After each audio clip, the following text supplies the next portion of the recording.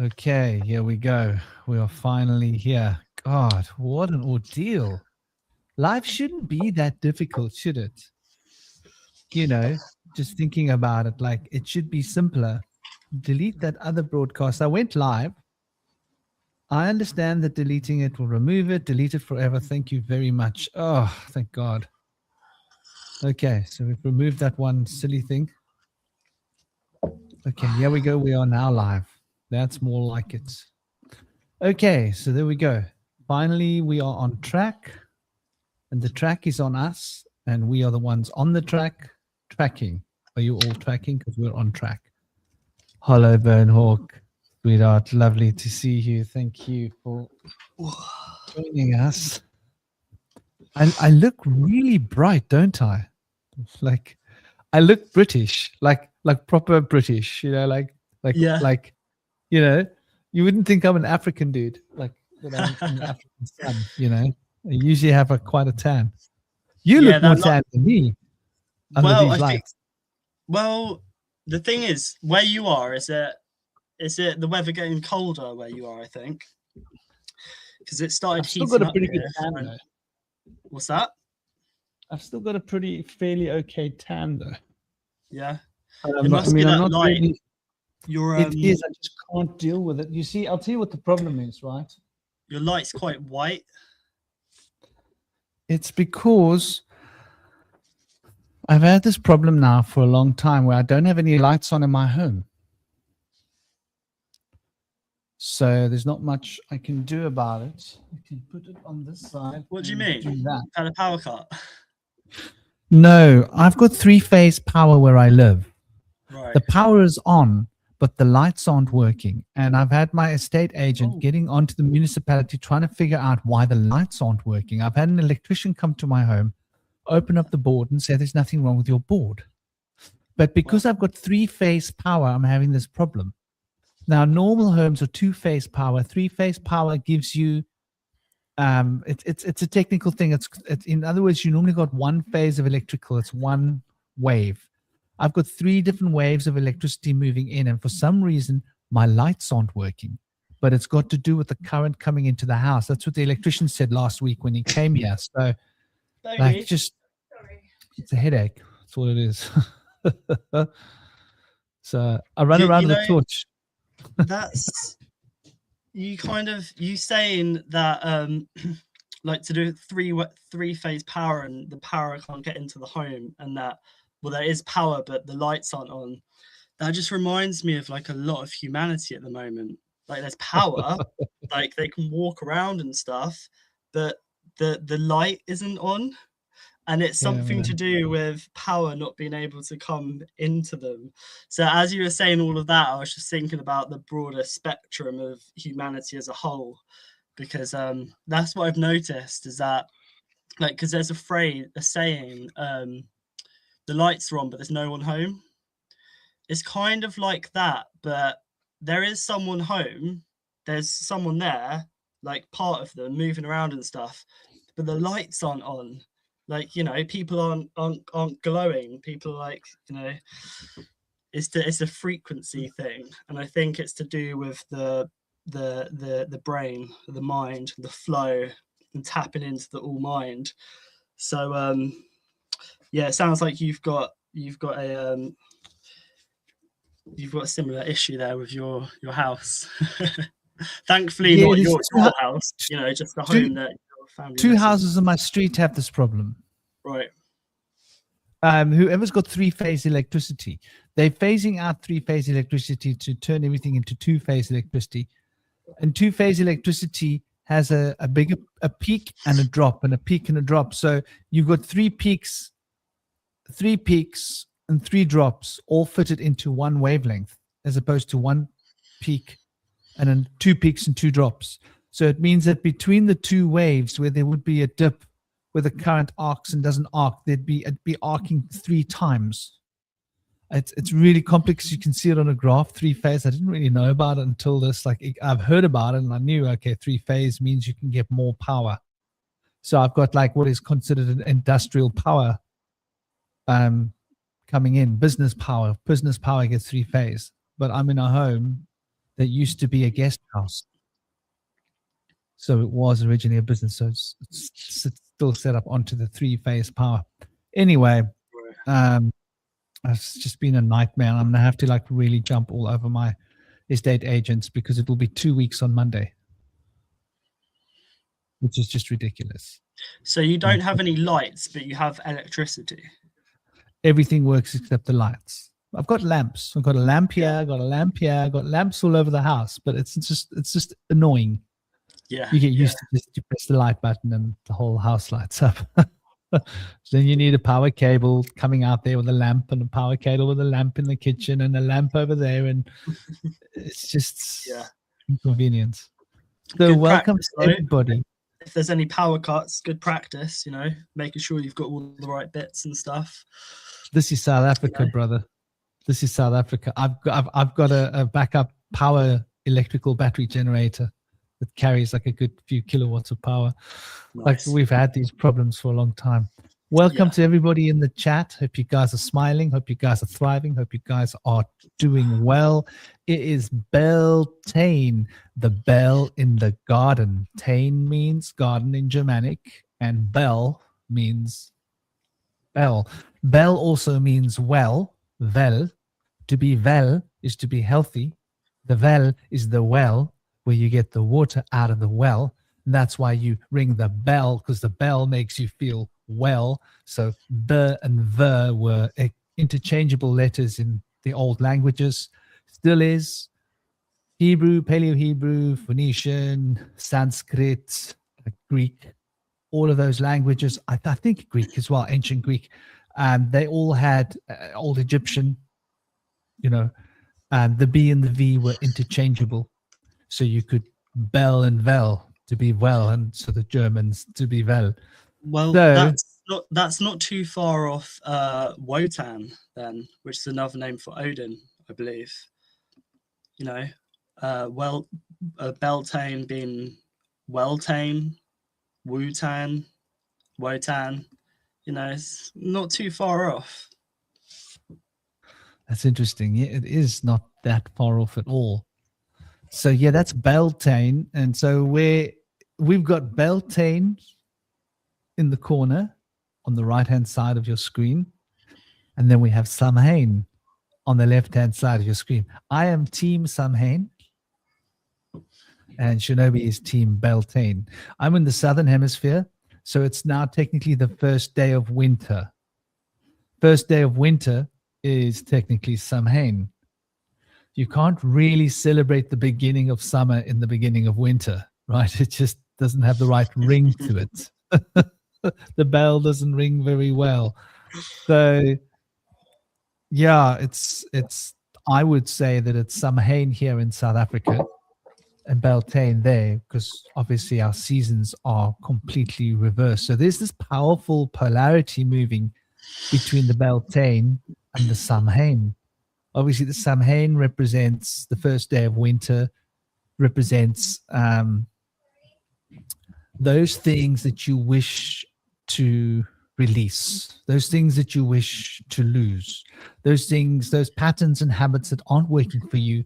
And now it's the beginning of winter, and this is what you wish to wither, like a tree. Which branches are not working for the tree, and which branches are better to go off the tree, so that the tree can grow better with the right branches that will be optimal for the tree's shape and growth. Namaste, Gaz. Namaste, Bo Warren. Namaste, Angel Clairvoyant. And Hollowbone Hawk. Hope you guys are all smiling and happy. And obviously, Beltane is the first day of summer, so it has to do with that which you have begun in spring as an inspiration, and plants that you've planted in your garden, metaphorically, that you wish to see growing to become fruit. So those projects that you wish to see becoming expressed as a fruiting plant, to bear fruits, to bear success. So Beltane is all about success and bearing fruit. And Samhain is all about the decay and the weathering of the plant, and using the weathering, sort of like if you grow the magic herb, right? You got to prune that plant, baby. If you're growing the herb, you need to prune that plant, and pruning that plant is really important because you want to prune the plant so that it's getting maximum light. That way you get maximum health, maximum yield, maximum fruit. In that case, it would be nugs. Yeah, nugs. But it's the same idea for anything. So, with that in mind, let's get cranking. Dear brother Shinobi. You know Shinobi, by the way. If you don't know him, you should know him. He's in my recommended channels. He's really cool. He's got a whole lot of content on his channel. He started making videos. He's a researcher. He's very deeply embedded with numbers and no, sorry, with words, well, as they relate to numbers as well. But he's very inspired by words and how words are connected to sounds phonetically and how they connect to us in the world emotionally, and this vibrant field of thought that is expressed through sound. Big love, dear brother. Yeah, much love to you as well, Franklin. Cheers for the introduction. Yeah, I try and find the common thread of things. People who've been on the channel before probably know that. And how I do that is via like etymology. That's been a great help. Symbology, mythology, philosophy, psychology, to try and figure out like if there's one thing, I try and compare it to something else and try and find the common ground between things, you know, like traveling the liminal, I guess, like the middle way is how you see the common thread. So today it's a Scorpio full moon, and it's interesting because I'd be interested to know what your moon is at the moment over there, because obviously during Samhain here, we'd be in Scorpio. The sun would be in Scorpio, and now there's a Scorpio full moon. Just wondering what your full moon. Well, it's not full at the moment, is it actually? What is it? No, it won't be full. Well, the moon, the full moon is, funnily enough, dependent upon the sun. So, if it's now, for example, it's now Taurus season, right? So then we would go Taurus to Gemini, to Cancer, to Leo, to Virgo, to Libra, to Scorpio. That's 6 signs. Mm-hmm. So the moon must be on the opposite side of the sun for it to be full. So when the sun, when there's a full moon, if you ever want to know where the moon is, here's a trick, people. It's a clever little trick. If you ever want to know where is the moon now, and you don't have an ephemeris, and you don't have Google, you don't have internet, this is how we did it in the old days, peeps, like before the internet existed. You would look at where the sun is now, and I would say, let's say the sun is in Gemini, right? Then you would say, okay, so it's a Gemini sun, which means when it's full moon, the moon will be in Scorpio. I'm sorry, the moon will be in Sagittarius, hypothetically, because it's 6 signs apart. And then you would see where in Gemini the full moon lands. What date is it? And then you can tell more or less what degrees you are, right? So if you can just figure out when the full moon will be, then you should know more or less how close in. And so you can more or less calculate 2.5 days, 2.5 days, 2.5 days back or forwards to find out where the moon is now. If that makes sense. Right. So that's how I used to calculate where the moon was back in the good old days. Now it's just like a quick Google, but in those days you had to do it in your brain. You had to figure out, okay, so the moon will always be opposite. So the moon will be the same. So it's a Scorpio, in the south and the north. Scorpio moon for you too? Yeah. Yeah. Okay. That's interesting. Yeah. That's very interesting because we've got Scorpio full moon, but usually, obviously, Scorpio in the sun would be Samhain here. So I just thought there might be that, you know, your moon might be in something different. Well, But no. when it's Samhain, right? Then it will be Taurus. You see, Samhain would be Scorpio to Sagittarius, Sagittarius to Capricorn, to Aquarius, to Pisces, to Aries, to Taurus. Right. Yeah. So So when the it's sun will be in Samhain, the full moon will be in Taurus. right. So they switch around. So that's Yeah. actually quite important. What you've just nailed you've dropped some hammer down on something here, because whenever there's a Samhain, there's a Taurus full moon. Whenever there's a Beltane, there's a Scorpio full moon. Interesting. And Beltane falls in Scorpio period, and Samhain falls in Taurus period. So they have this inversion, and Scorpio is fixed water, and Taurus is fixed earth. Isn't that interesting? Very interesting. Yeah. And it gets more interesting than that. And there's something I wanted to talk about. We broke into this on another round table, but I thought we'll like dance into the Samhain a little bit more, and into the Beltane. I hope you're having a great day, by the way. What have you been doing? Have you been busy? Have you been taking it easy? Well, I've just been at work today, and then new TV arrived today. So I got home and set that up because Bodhi tipped over our other telly, so like the screen completely went. So we just found we had to get a smart TV, one that's got like like Prime and stuff on it, but managed to pick one up for quite cheap like a week or so ago. So that arrived today. So the boys have a telly now. It's more for them than us. So yeah, just set that up. And yeah, we did a podcast a couple of days ago, didn't we? And in between then and now, I had a temperature and a fever, not last night, but the night before, because I've got some like sinus stuff going on. Yeah, surprisingly, like yesterday and today, I've been fine. I'm just a little bit like bunged up, so I can't wait for this to clear, because it seems like it's been months, and I did have a really bad sinus infection which I cleared without taking antibiotics, but it's starting to flare up again, which is kind of just annoying more than anything. But I had a really strange fever just the other night, and yesterday I felt fine. Today I felt fine, so that's good. I think my body did its job, like it usually does. And I hate taking anything like paracetamol, ibuprofen, antibiotics. I'd rather not.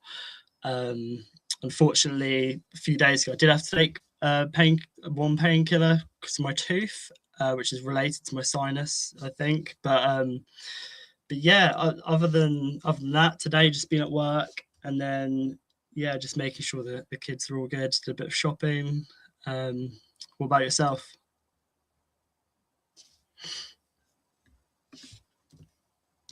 You just reminded me how long it is since I've had Shivambu. Thank you for that. I need to start getting the Shivambu flowing again. I haven't drank What's Shivambu that? in a long time. What is Shivambu, it? it's the sacred Shivambu. You know, Shiva, Shivambu. Shiva taught Parvati the secrets of Shivambu on the Himalayas. It's well documented in the Shiv Puranas, part of the Vedas. And Joshua, get out now, please. I'm in a live. Oh, thank you for that important information. I don't even want to hear about it. You're going to have to go and deal with that, buddy. Close the door. I'm in a live, please. I love you more than anything in the world. Oh my gosh. He pooed when he was in the shower. I don't know what to say. Anyway, good luck to him. He's had a problem with his tummy. He's been trying to poo since the whole of yesterday. And so he feels like he needs to go to the toilet, and then he goes, nothing happens. And so it happened while he was in the shower. He said he put it in his mommy's bath. Good luck to her. Rather her than me. Look, I'm being selfish here, but this is like how it is, you know. Like I'm the lucky one. Trust me, I've had my share of dealing with, when you're a parent, like you deal with all sorts of things like broken TVs or whatever else. But yeah, man, Shivambu. So Shiva taught Parvati the secrets of Shivambu and how it can improve your longevity. And basically, Shivambu is what in the yogas is the sacred name for urine therapy. So that's I haven't had Shivambu in a long time. I've almost forgotten what it tastes like. You got to temper it. Normally, when I'm going to practice that kind of medicine, I drink a lot of lemon juice, a lot of lemon water, a lot of freshly squeezed lemons, and I completely remove everything from my diet.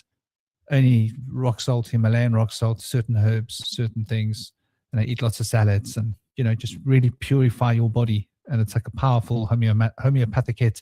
So let's see who's here. Big love, big blessings, peace, honor, and respect. Marcus Aurelius, welcome. Gaz, welcome. We've got Just Me, welcome, Just Me, and welcome Freya Hella Black. Welcome to you guys. Hope you guys are all well and thriving. And yeah, so we were getting into like the idea of the Beltane, and Joshua, please, I'm doing a live now. Stop trying to distract me. So I'm just going to quickly go and lock the door so you can't come and disturb me. Give me a second. I'll give you a kiss. You're naked. You can't come in here now.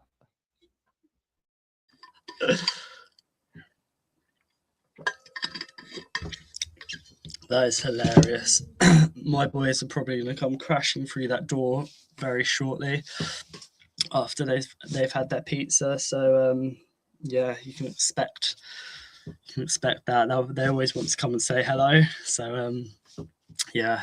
Any new people who are here today, and all the regulars, welcome. Yeah, today we're going to be talking about Beltane. I didn't realise actually that where Franklin is in Africa, it's actually Samhain. It really didn't cross my mind because I knew we were going to be talking about Beltane today. But yeah, it's interesting that it's the opposite for you. I mean, that's kind of cool. That's kind of cool, really. But in the same sense, how I'm just trying to wrap my head around that still, because if it's Beltane here in the UK and Samhain where you are, that's not how you pronounce it, is it? So how do you pronounce it? Samhain? Samhain. Anyway, you know what I mean. I don't really know. Samhain. I'm all nasally anyway, so whatever I say isn't going to be the right pronunciation, but really, who cares? You know what I'm saying? So, but is there an in-between in somewhere in the world? Or is it your beginning of winter, my beginning of summer, but where's the in-between? Do you know? That's a really, really brilliant question, brother. That's like a 150-point question. That's like you just dropped the bomb. Like, Mama, do you think they'll drop the bomb? You just dropped the bomb, dude. Pink Floyd is rolling, bro. That's what I'm about, just finding the middle. It's like, so you're the Samhain, I'm the Beltane, but the middle way is always the most interesting. It's the most awkward as well, which is why I like it, because it's all about digging and finding the in-between. So on the equator, that's like a really interesting point. Because if you're on the equator, right, then what are you getting? Is it perpetual meanness, middleness? Like that's a really interesting question. Like, what do you? Because how do seasons work on the equator? It must just be a perpetual season, right?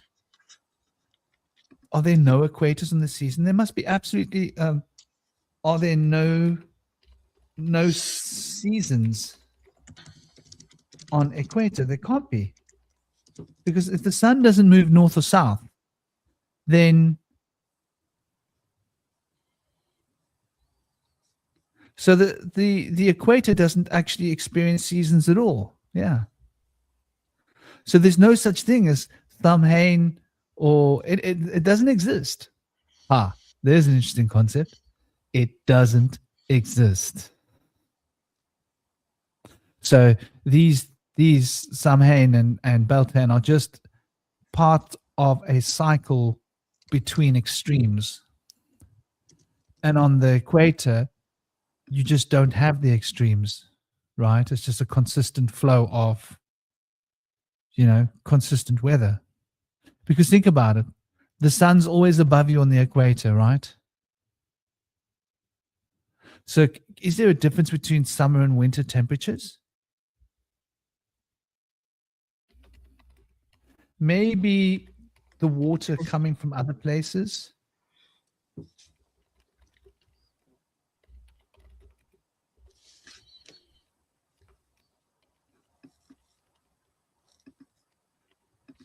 That's really interesting. I never really actually considered.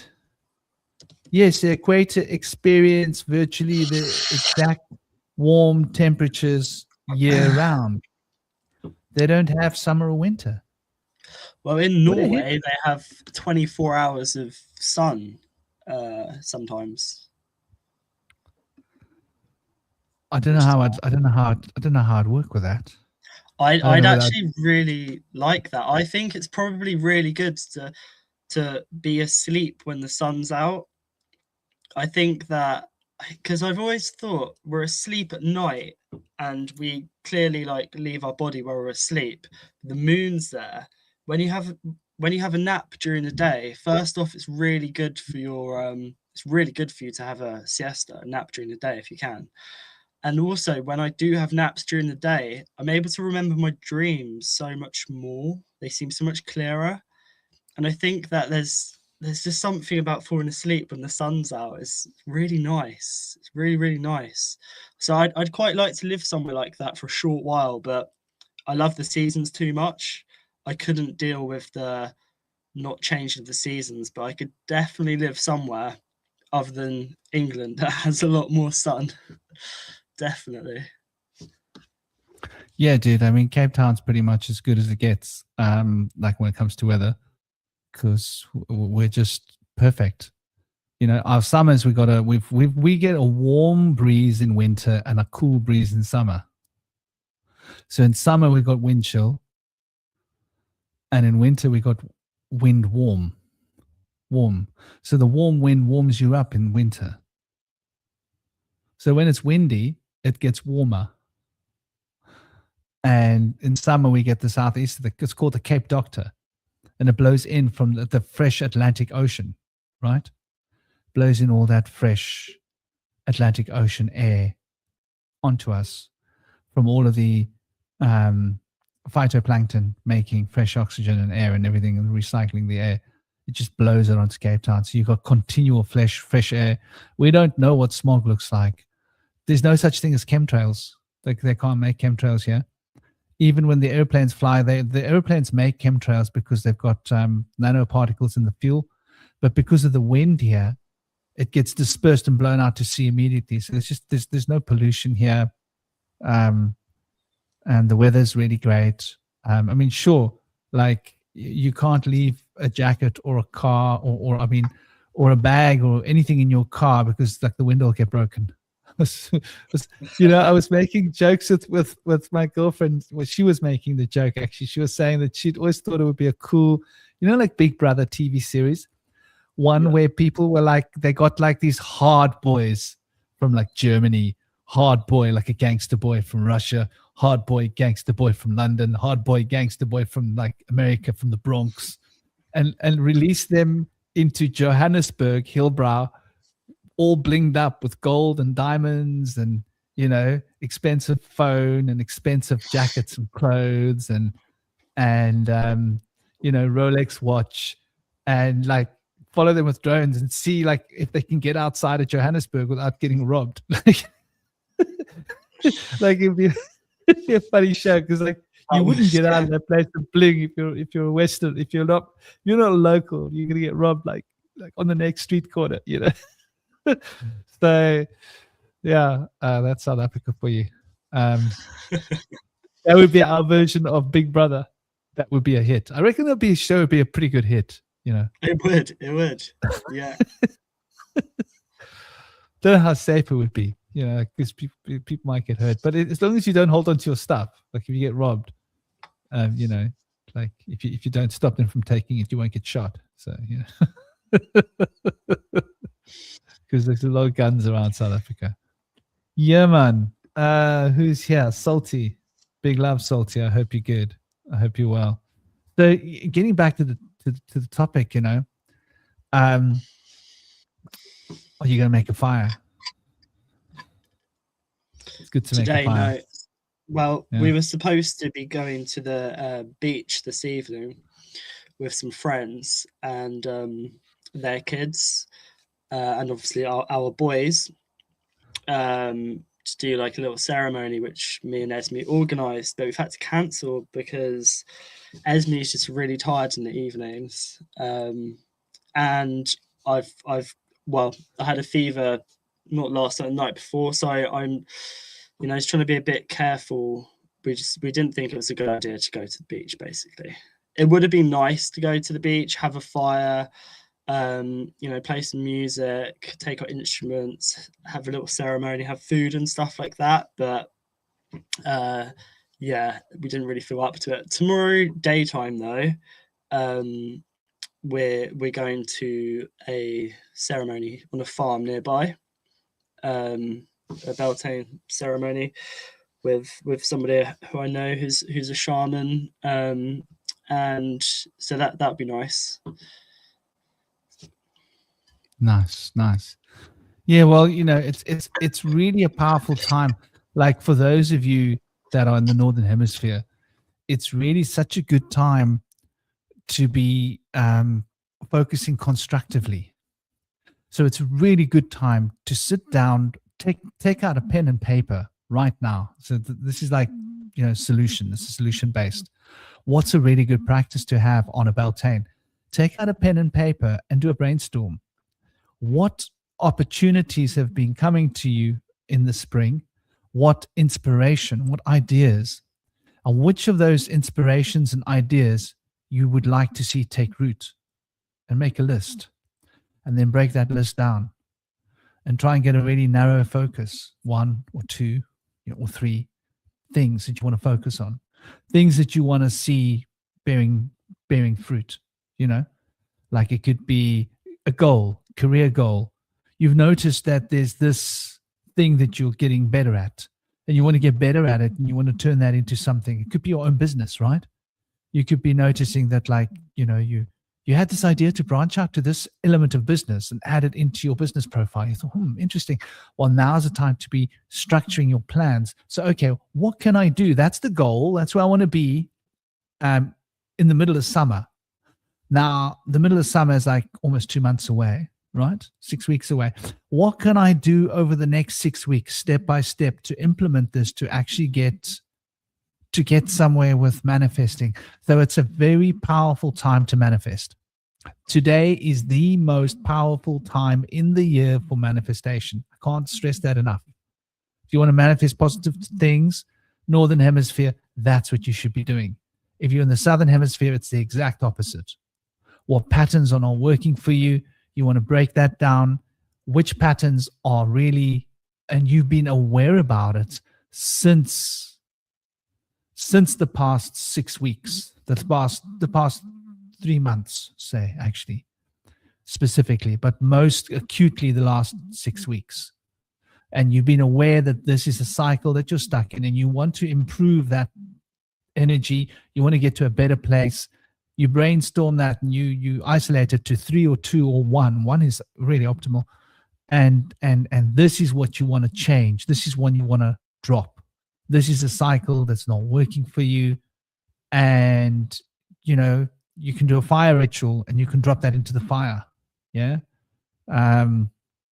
You can take a herb, like we've got Hottentots koya, which is mpepu, which is like the strongest kind of sage you'll find anywhere in the world. It's really pungent sage. It's the strongest sage. It's a sacred indigenous Bushman spiritual cleaning sangoma herbs here for bringing the ancestral spirits, and you can pull the sage off of the plant and roll it into a ball, put it to your heart, because the sage is going to bring the wisdom for how to transcend that. But the sage is also going to bring the ancestral spirit and the wisdom for how to manifest the things that you need to manifest in your life to bring the positivity. So on the one element, you've got the manifestation. On the other element, you've got the release, the unmanifestation. Isn't that an interesting concept? Everybody wants to manifest, but maybe we should also be unmanifesting.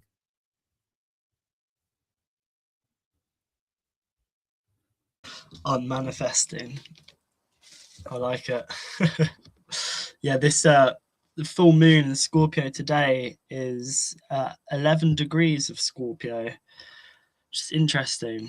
I've been seeing 111 everywhere recently. Well, not everywhere, just the times 111, like very often. And today is the 1st, and this moon is in Scorpio at 11 degrees. And my ascendant is Scorpio at 29 degrees, which is an 11. My life path number is the number 11. And also Taurus is at 11 degrees. I'm not sure where. I heard today Taurus is at 11 degrees. So lots of 11s. So I think on a personal level, I think this is quite powerful full moon today. So yeah, we'll try and do some kind of meditation or something later. Definitely. And also as well, because it's, I think around this time with Beltane, the Fae are we're closer to the Fae realm. So it'll be interesting to see what Cosmic has to say tomorrow about that. Although he's in America, so it might be different because it's not Beltane. Oh, is it Beltane in America? Northern Hemisphere, yeah, so it will be. Yeah, so the Fae. Even down as far south as Mexico. Okay, so yeah, the Fae are quite like drawn to like flowers and stuff, and fire they like as well. So we have like the fire element of the Fae, and then also the moon being in Scorpio, which, did you say it was cardinal water sign? Fixed Taurus is the bull, is the so fixed water. Scorpio represents the element of water of all the signs, and Leo represents the element of fire because it's fixed fire. Aquarius represents the element of air because it's fixed air. So the fixed signs are the foundations of the elemental energies. Okay, that's probably why I'm so drawn to the water realms, or everything to do with water, because my ascendant being such a high degree of Scorpio. But yeah, Taurus is an earth sign, but it's closer to fire as well. I see Taurus as kind of a mix of fire and earth. I'm not sure why that is. What's the next sign after Taurus? No, so Aries and then Taurus. There we go. That's why, because it's an earth sign that's next to fire sign. So I always view Taurus as kind of a mix of both fire and earth. So then we have Earth, Taurus, being grounded, and then the beginning of summer, so the fire, and then also the water element of the moon. And Scorpio, of all the water signs, represents the deep oceans, I believe, like the depths of the water, and the moon representing our emotions and subconscious. So now's probably a very good time to sort of tap into and tune into the well that is inside of us all, which we get to by going into the waters and letting the water flow through us, the water being the linking with the emotions.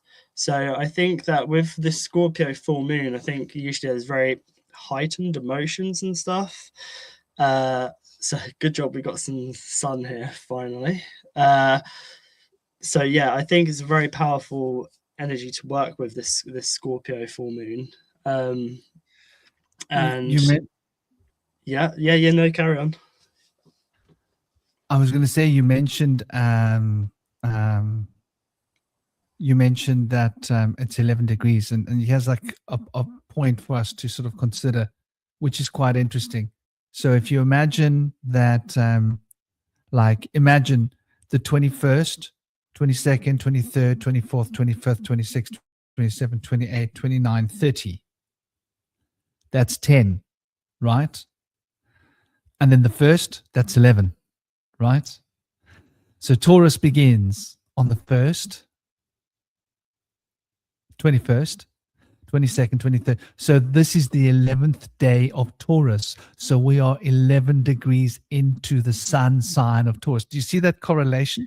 So we're 11 degrees into Taurus, and then the moon is at 11 degrees too. 1111, like that's a well-known manifestation number. When you see those numbers, it's a really good time to manifest. That means you're in sync. So I think maybe like today is a good time for people to like orientate themselves, sort of align themselves. um you know um I'm gonna look into like what while we're on the topic,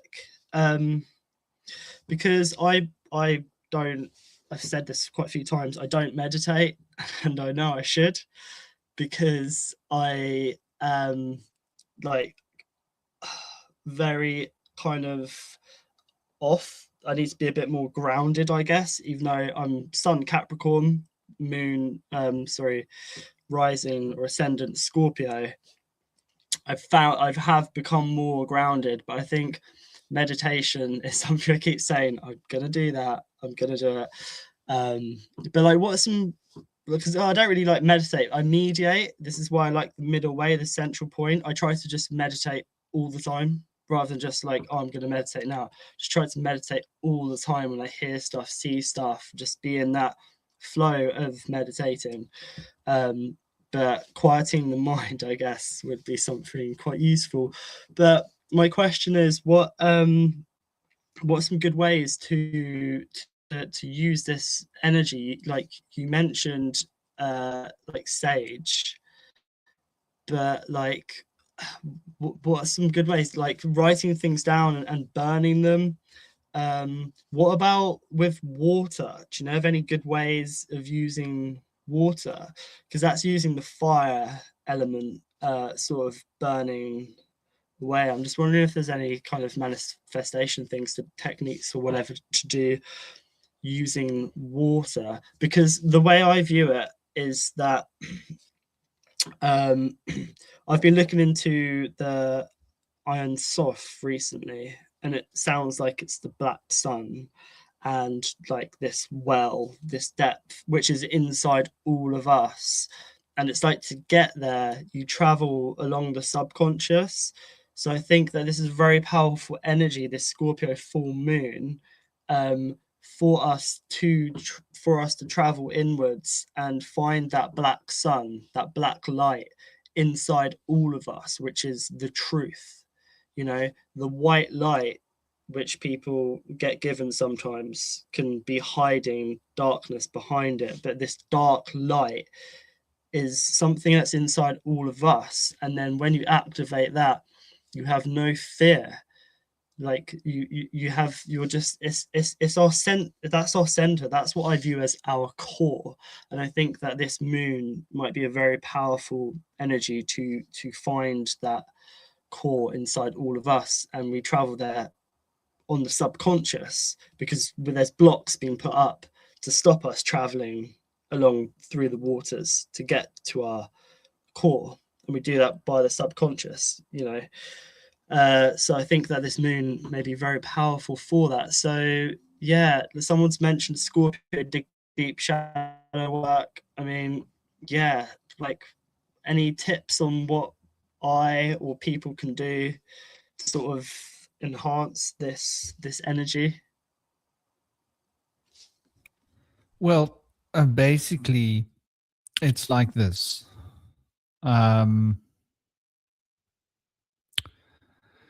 You would use the fire or the water in the way that it's appropriate for the season. So if it's the time of decay, it's the time to wash. It's the time to cleanse, right? So Samhain is a time of cleansing. So you would take the sacred wash. You would bless your water, and you would use that sacred blessing water. You would baptize yourself and wash yourself with that. So it's a baptism kind of a rite. Wash away all the patterns that are constricting you. You would smoke away all the patterns using fire, for example. Burn away the things that you wish to burn away. Smoke away the things that you wish to smoke away using a sage smudge, for example. It's the Samhain. If you were in the place of the northern hemisphere where you are, and you're on the opposite side of the ball, or if it's a ball, we don't know what it is. I'm not going to pretend I know what it is. But let's just say if you're on the opposite side of the sun, that's probably the more accurate way of putting it, then you would be doing the opposite. You would, for example, your water ritual would be about taking the water into yourself for nourishment purposes. So you would take your water and you would charge your water. You could use the appropriate stone, like hypothetically. Let's say you want to improve your business, your career, right? And you want to give your career power. You might get a ruby or a stone that is a solar stone, right? That relates to lion, like a tiger's eye or something. And put this into your water after cleansing the stone. Cleanse it with salt water and then put it into your clean, clear water that you've bubbled beforehand to maximize the oxygen. Soak this in the water and speak your poetry over into the water, or chant your sacred syllables into the water. Hold the water to your heart. Visualize the radiance of the sun flowing through you into the water, loading that water with intention. You can even put the water in the sun for a short period of time. Obviously not too long. You don't want to grow like weird mold and stuff in the water. But putting it in the direct sunlight can be quite powerful for the sun to radiate the water as well. And then you put your intentions into the water using these various techniques, especially like with a gemstone in the water. You could write your sigil, you'll draw your sigil, you could write your mantra, you could write your intentions onto a container as well to add potency. You could even have a whole ritual that you've designed around empowering this water. You could have the water on your altar, and you could organize a play where you have a play that you partake in around your water in order to invoke these forces into your water. And when you're done, a sacred ceremonial drinking of the water. And in the drinking of the water, you're taking this into yourself to manifest it. That's the opposing water ritual to the cleansing baptism. Cleanse the water, charge the water, empower the water, and use the water to purify your system. So you could say that the Samhain is more based on transformation of the inner, and Beltane is more focused on transformation of the outer, if you want to take it into such a context. So manifesting into your world, how you want to manifest yourself into the world is an outer, how you want to change the forces that are operating backstage in your unconscious within yourself. So, that's an interesting something to consider. And so here's very interesting is with the moon, where you are in the north, you've got the Taurus energy of the sun with the Scorpio energy of the moon, right? Working on your Beltane.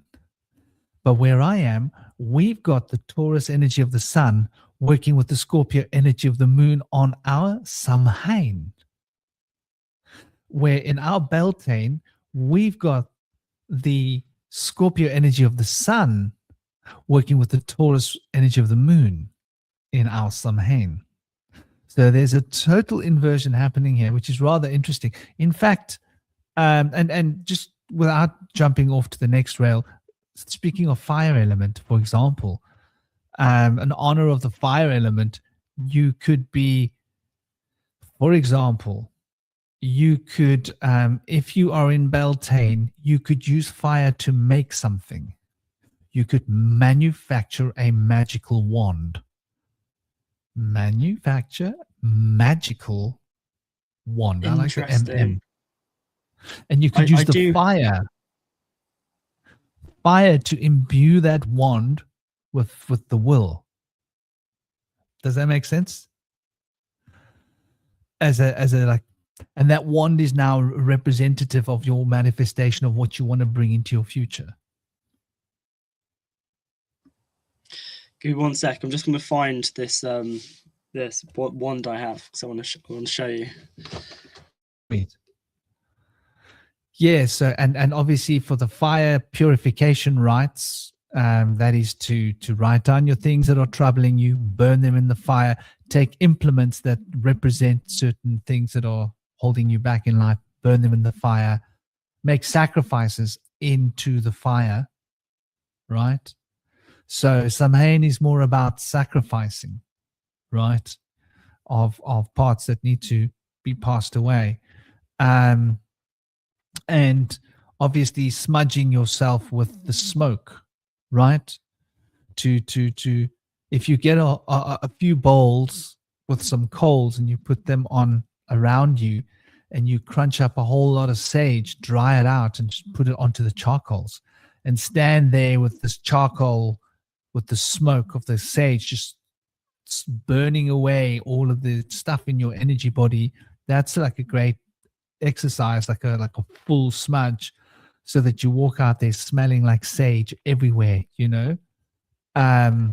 So I love you, my boy. Please don't disturb me, my son. I'm going to be with you now. My little boy's out there blowing me kisses. He's so cute. When he's cute, he's cute. When he's not cute, he's not cute. But you know the story. Here's a wand I have that somebody made at a festival. This end bit here, though, would be perfect for putting a little crystal on. And I was going to wrap copper wire around it. So this bit just here, I was going to put a little crystal on the end and wrap copper wire around it. I was going to give it to Orion when he's a little bit older, because he's 7 now. But I think he's a bit too young still to have it. It would just get whacked or broken. But maybe it's for you. Maybe he can go and find his own wand in the forests when he turns. You can take him on an adventure. Yeah.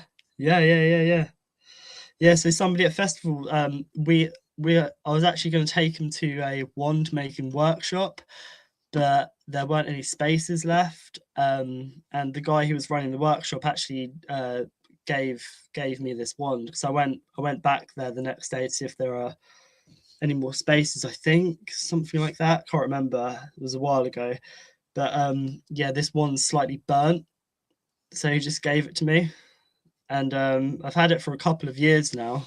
Been meaning to do something with it. So can I tell you what's better than paying for a wand making workshop? What's that? Buying a Dremel. What's that? Buying a Dremel. Oh my gosh, you don't know what a Dremel is. A Dremel is it's a small power tool, but it can do everything.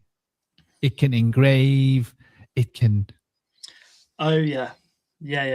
So when you buy the Dremel, you can shape the wood with this Dremel. It's got cutters, it's got sandpapers, it's got files, it's got this, it's got everything you can imagine, and you can turn that wand into a piece of work. Like you could literally do like little careful patterns all over the wood, and you could like because you don't really need to learn how to make a wand. The specs are, I would say, look at the length of your bones. If you want to customize it to your body, align it with the size of your body. Yeah, you could make it the same length of as your femur, for example. Does that make sense? So the wood of this one is a rowan wood, I think, and he explained it to me, that it's got all four elements, because the wood is of course the earth element, and then he explained it all to me. It sounded quite interesting, but how did he make it again? Something to do with like have the wood, and then you you know what? Can't remember. It's probably something I should have remembered. maybe it'll come back to me another time. But yeah, a Dremel drill. I think I've seen them. We might have used to have one of those a few years ago for like engraving wood, like sort of writing on wood. Yeah, Ori would love that. Yeah, you see So, the manufacturing. Oh yeah, sorry. Carry on, brother. no, I was just gonna say I'm probably gonna have to head off in like not too long, maybe potentially, but I'm just giving a heads up, because sometimes we talk for like 3 hours and it seems like no time at all. But yeah, I'm gonna have to head off shortly. Yeah, maybe in like the next 15 minutes or so. So I just wanted to just say that. I was also thinking not to do it too long because my boys was giving me a hint like, Dad, where are you? Dad, son, come on. Dad, boys, dad, son time. Gonna go make him cow and all of that. There's something I wanted to point out to people. Okay, so just before I jump onto that with the wand story, there's a lot of stories with the wands, and there's a lot of ways to make a wand. You know, I suggest that you follow your heart when it comes to this. That's just my advice. I mean, I've tried lots of different ways. I've made staves for myself. Um, the length of the wood matters.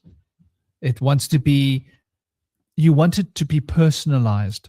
So you want it to be in alignment with your own body, right? So you want to take a dimension of your body and make the wood according to that dimension. That's like the first important point. Second point is you want to use water, you want to use fire, and you want to use air, right? I use the element of earth as well. So how do you use the element of earth? You plant the staff into the ground and you imbue it with intention. You then take the staff out of the ground and you soak it in water. And when you soak it in water, it gets soft. You can bend it and shape it. Then you take it out after soaking it in water. You keep it straight by bracing it, and you expose it to the air and the wind so that it sucks the water out of it. Once it's dried sufficiently, you make a fire and you then expose it to the fire. So in this way, you're exposing it to all four elements, and it wood holds within it the fire of the sun from photosynthesis, the water that travels up and down the xylem, right? And the oxygen that it breathes in and out of the system, right? To move up and down the plant. And obviously the element of earth, right? Because it's sucking minerals, literally sucking minerals and literally sucking carbon out of the air. The carbon out of the air removed from the CO2 in order to build onto the carbon. So it's got all four elements in it, but I would introduce these four elements in that fashion. But you customize it to how you feel and work with it within your elemental state.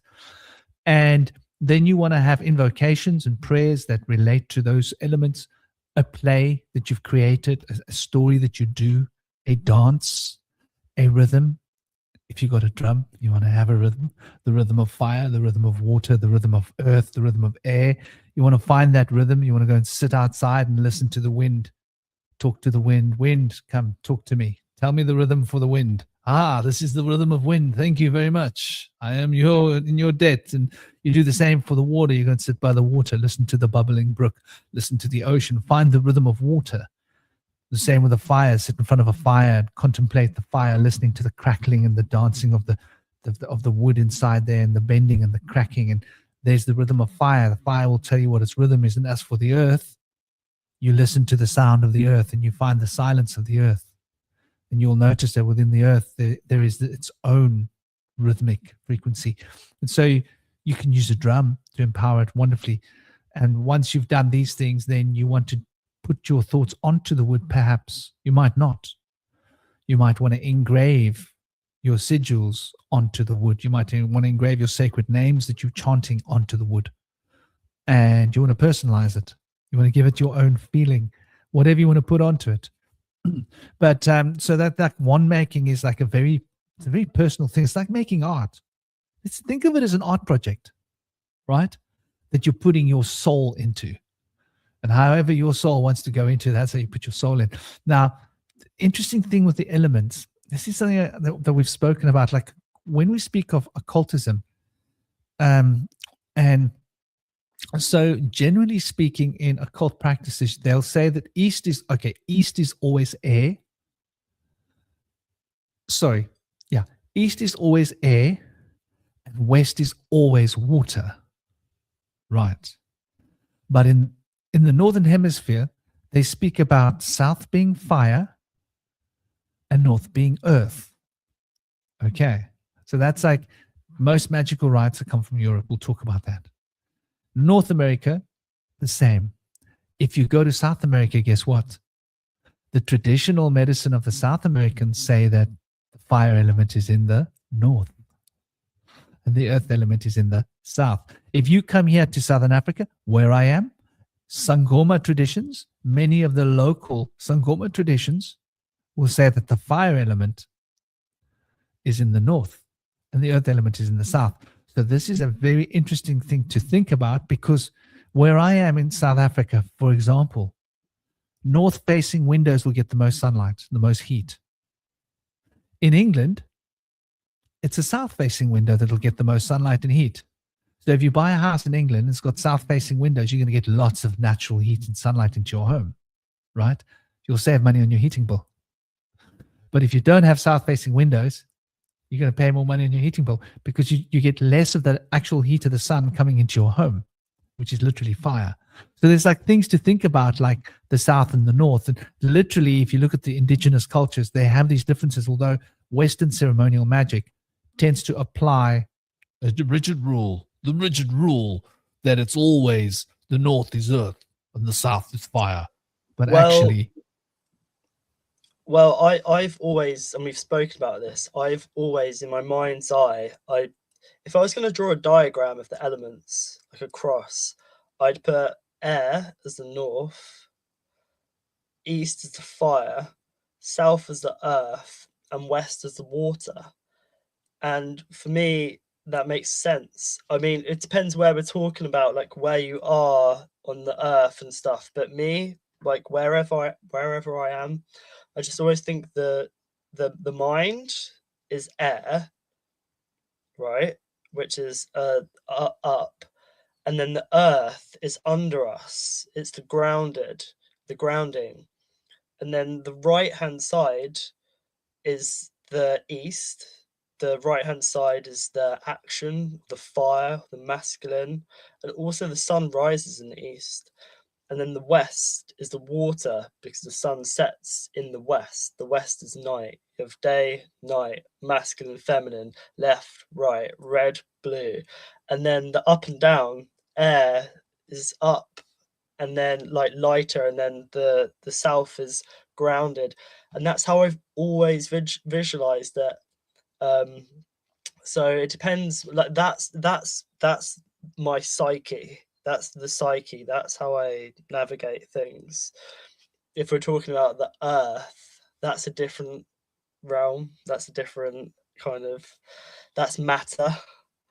And then there's different ways. So yeah, that's my own system I've made up to stay centered, to just be like, right, air is the mind, and the mind is up or out, and then earth is grounding, got to be the south, because the south is my legs, is my feet. My feet are on the ground, and then the fire, water, masculine, feminine. So yeah, it's interesting to hear about all the different ways, though. Yeah, so like working with these elemental energies and the spirit of these elemental potencies and potentials is like, it's really like powerful medicine. And then there's obviously going to be elements that you can use, right? Like literal elements, you know, like stones, gems, you know, watery gems, fiery gems. Guess which one a fire opal is? Not too hard to guess. Do you know what I mean? Like you can figure this stuff out by looking at the gem and talking to the gem and having the gem show you. Ruby, pretty fiery. Garnet, pretty fiery, right? You look at a gem like turquoise. Wow, turquoise is out there, dude. It's like up in the sky, turquoise. You know, it's a very airy gem, and it makes your mind feel very airy. But you've also got like watery gems. You've got earthy gems as well. You know, what's an earthy gem? It's like a diamond. Why? It's hard as hell. You know, there's hard, strong gems. It's like tough. Like you can't break this thing. You can cut other gems with this gem because it's so hard. It's earth. So, you know, sapphire, Saturn. Sapphires are the stone of Saturn. Diamond is the stone of Taurus, for example, Venus. So, you know, you start getting this idea of noticing how these gems are related to different planetary energies. And so using gems, if you've got a stone, you can borrow the vibration of that stone and put it into another thing, like a piece of wood, for example, like a staff, right? You don't have to fix the stone to the wood and leave it there. It can be part of a ritual where you're drawing the essence of the stone and using that to call forth more of likeness, right? It's homeopathy is based on this.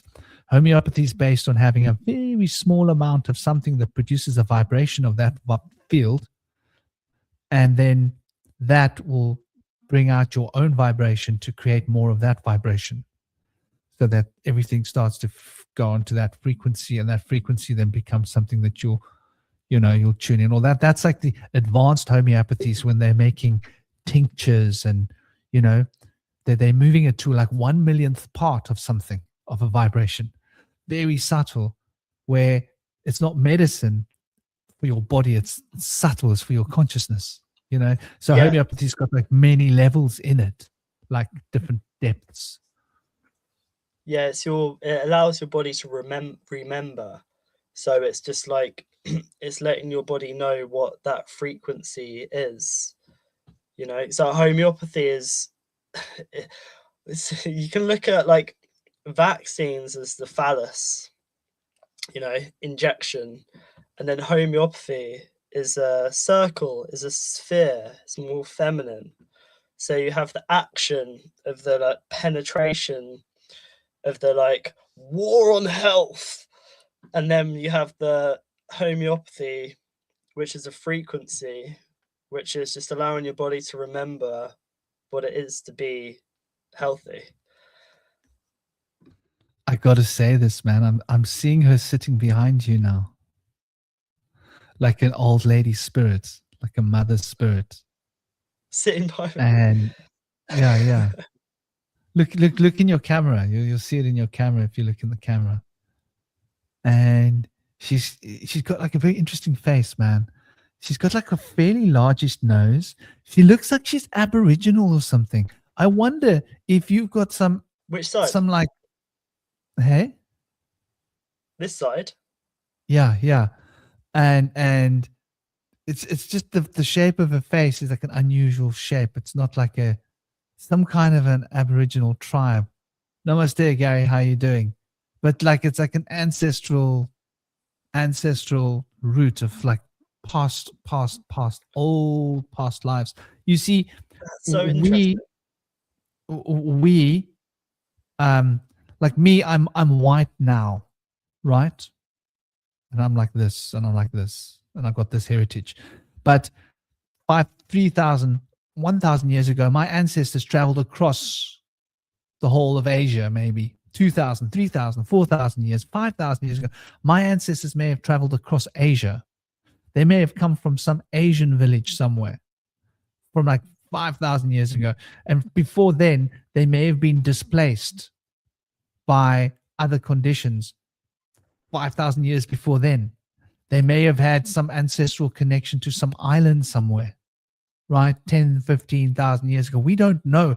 We're just assuming there's no technology, but maybe there was. We had ships and boats like many thousands years ago, like when we were building pyramids and stuff. And so maybe we displaced and moved around to different times. And then in that place, there were other people there. And so you mated and changed. And now I'm like this and I look like this because I've got like 99% of this DNA or 98% of that. But there's still like pieces, like I've got pieces inside of me that are black. And I can't stay like, if this is an interesting thing, when people go and get DNA tests, they get a DNA test and they say, oh, you're 98% this, you're 96% or 97% this, you're 0.5% this, you're not. I bet you that every human being's got some genes from Africa, some genes from Asia, some genes from, right? And when they break down the genetics, this is what they say. They discover like, and so a lot of people come to me and they say, wow, I've got genes from this place, but only like 0.000% or 0.1. But that's like an ancestral memory from very, very long ago, if that makes sense. So we could have like ancestors that don't look like us. They could be like an Indian ancestry. Do you understand what I mean? That come from a different place, that have a different, like reddish. That person's got like a reddish skin color. They look almost Mayan, dude. Would you say like Atlantean? Because the way I don't know. Yeah. Well, the thing is, it's interesting you say this side because when I had a soul retrieval session a few years ago, with the shaman who's hosting this ceremony tomorrow, she saw a long line of ancestors on my right side, on this side, like a really long line of ancestors. So it's interesting you say it's that same side.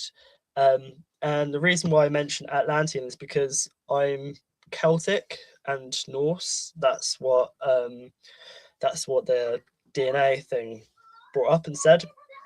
And it's interesting because I view Celtic people as descendants from Atlantis. And my reason for that is because they can't just be Irish because it's a very small island. But what would be off the coast of Ireland would have been more landmass, which is now sunk, which is most likely Atlantis. So they would have been from further west. And when there was a cataclysm, they spread out. But I think a lot of them might have gone to Ireland. And this is why the Irish have such a fighting spirit. And this is why there's been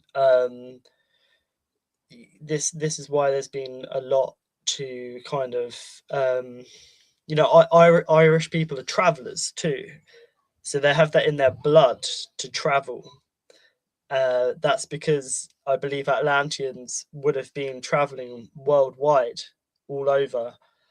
So perhaps Native Americans with that color skin, the red skin, would have also been Atlanteans. Maybe they went to the Americas, and maybe some went to Egypt too. And then maybe over time in Ireland, the Atlanteans there, skin color started getting more white because of less sun, perhaps. But I've always thought that, if so many people have Irish blood or Celtic blood, it can't be all from Ireland. It has to be from before, somewhere before that. What was before? Probably Atlantis. And I think that I think maybe perhaps I've been here, and a lot of us have been here before. Like, this isn't our first rodeo. There's in the Emerald Tablets, it mentions the energy, the essence of what's going on now in the Emerald Tablets.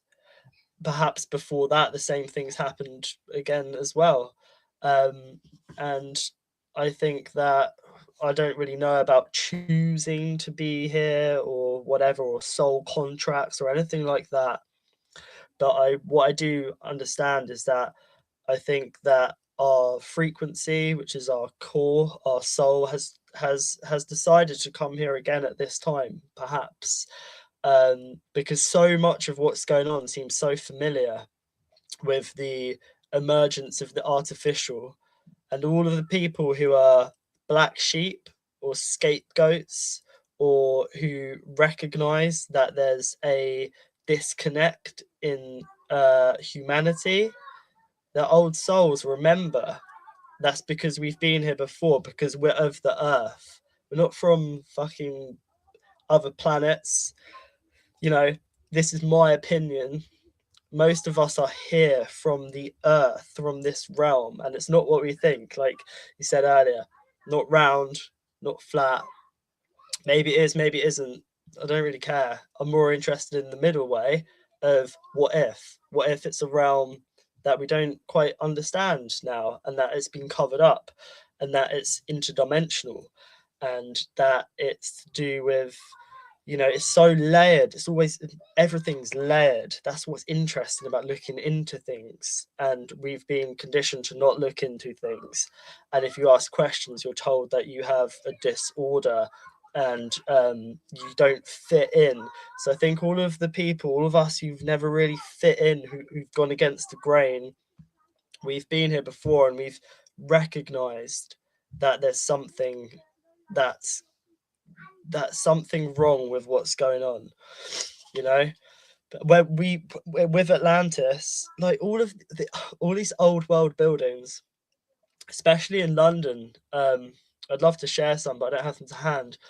That we were connected to the earth and water, whereas now what's happening, we're more connected to the air element, the mind, but not the world soul, not the spirit or the soul, not the psyche, the mind, the more mechanical, quantified, digital, programmable essence of what the mind represents. Whereas before we would have been connected to this realm, which is earth. And as where I view it, the earth is Sophia, and there's a story of Sophia being trapped for 11,000 years. And I think that links with the Younger Dryas as well, and the flood. And I think that we're all connected to the world soul, which is Sophia, which is this earth. And that's how, when you meet people, you can kind of, whether it's from past lives or whatever, you can kind of, there's some certain people in life who you just like get on with, like straight away. You see them for what they are. And I think that, I mean, this is a topic for another time, but I'd love to talk about the Iron Sof, the Black Sun, Yggdrasil, the World Tree, the Whirlpool, the Center, the Demiurge, because I think that's all really, really important. So perhaps we can, next time we have a chat, we can get into that, because that's going to be like another however many hours, linking all of those together, because the Demiurge is interesting, and I think that it's a twin, it's a dualistic aspect, and it ties into the Iron Sof and Sophia, the Black Sun, our center, the well, you know, which we spoke about a little bit, and the tree, like our roots, our ancestor tree, and that how we're all connected to it. And it's not about going outwards, it's more about digging deeper, going into the earth, into the water, to connect to these roots which are under us, you know. Yeah, maybe even tomorrow on the round table, we'll have to calculate the numbers tonight and see what we can pull out. But it might be it's like a proper round table topic. Well, good 4 hours for that one. But yeah, man, totally. You know, the Ein Sof, I think, is also an incredibly profound topic. And it relates to like very deep states of consciousness. As for the black sun, that's also the black light you mentioned. That's a Sufi contemplation. It comes from the Sufi tradition, where they put a lot of. We did a roundtable about that, but it's a very it's a very mysterious topic, because the black light is the light behind unmanifest. Hey, Tom Rue, how you doing? Big love, brother. Hope you're well. So yeah, no, I think you're totally on point. And you know, we've been going now for. Sorry, everybody, about the beginning. By the way, we've been going for like an hour and 20 minutes. Sorry, the first live went tits up. By the way, apologies. Um, because I was trying to get the YouTube studio to work. So yeah, Tom Roos, Saturday round table. Looking forward to it, man. But yeah, brother, I suppose this is probably a good time to wrap up for today. We just popped out lastminute.com sort of idea just to do a short, unless you got a few things you want to say, last ideas, last thoughts. No, not really, but I did get this beautiful instrument the other day, which I'd like to show people. It's a koshi, it's called. They do like 4 different elements. So this is aria, like air.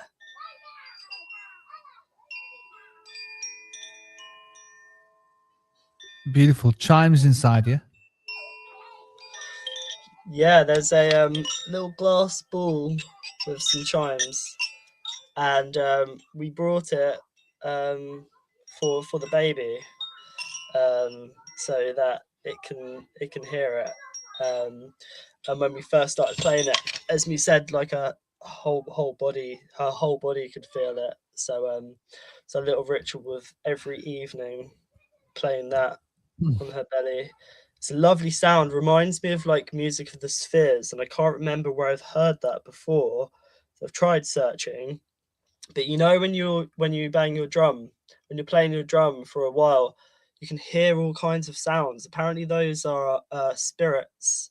There's like a ringing, a resonance. It's like the sound in between all things. Um, like when I had my soul retrieval journey a couple of years ago, you could hear the resonance of everything, and it sounded sort of like that, sort of like this really high pitched resonance, but it's really cool. I'm gonna get a drum. Me and Esme were supposed to we're gonna go to London with and both make drums on my birthday last year, but my mum was going to have the boys, but she wasn't able to, so we had to cancel that. So I like the idea of making our own drum. I want to share something with you, Yeah. just so you know what I'm talking about. 1 second. So, Somebody's asked what tone it is. I just want to say it does have the keys on here. So the aria is A, C, E, A, yeah. B, C, E, B. And it has the different elements. But yeah, we like the sound of this. I was like, yeah, let's get the water one. But this one sounds pretty nice. So I'm going to show you a really cheap, easy solution. Are you ready? This is for your baby, brother. Are you ready? Are you with me? I hope you can see me. Yeah? Yes, you can see me. Good, it's on the screen. Okay, so this is 25 quid, right?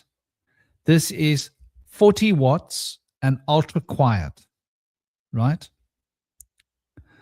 The design of this pump, I'll send you the link afterwards, right? It can lift up to 2.2 meters high lift, but you won't need it that high. Right. Your top, you've got a nozzle here to put your silicone tubing onto. Okay. So 40 watts, just to give you an idea, ultra quiet. So 40 watts means 10 is 400 watts, 20 is 800 watts, 4 times 40 is 160, 960 watts for 24 hours. 960 watts is 1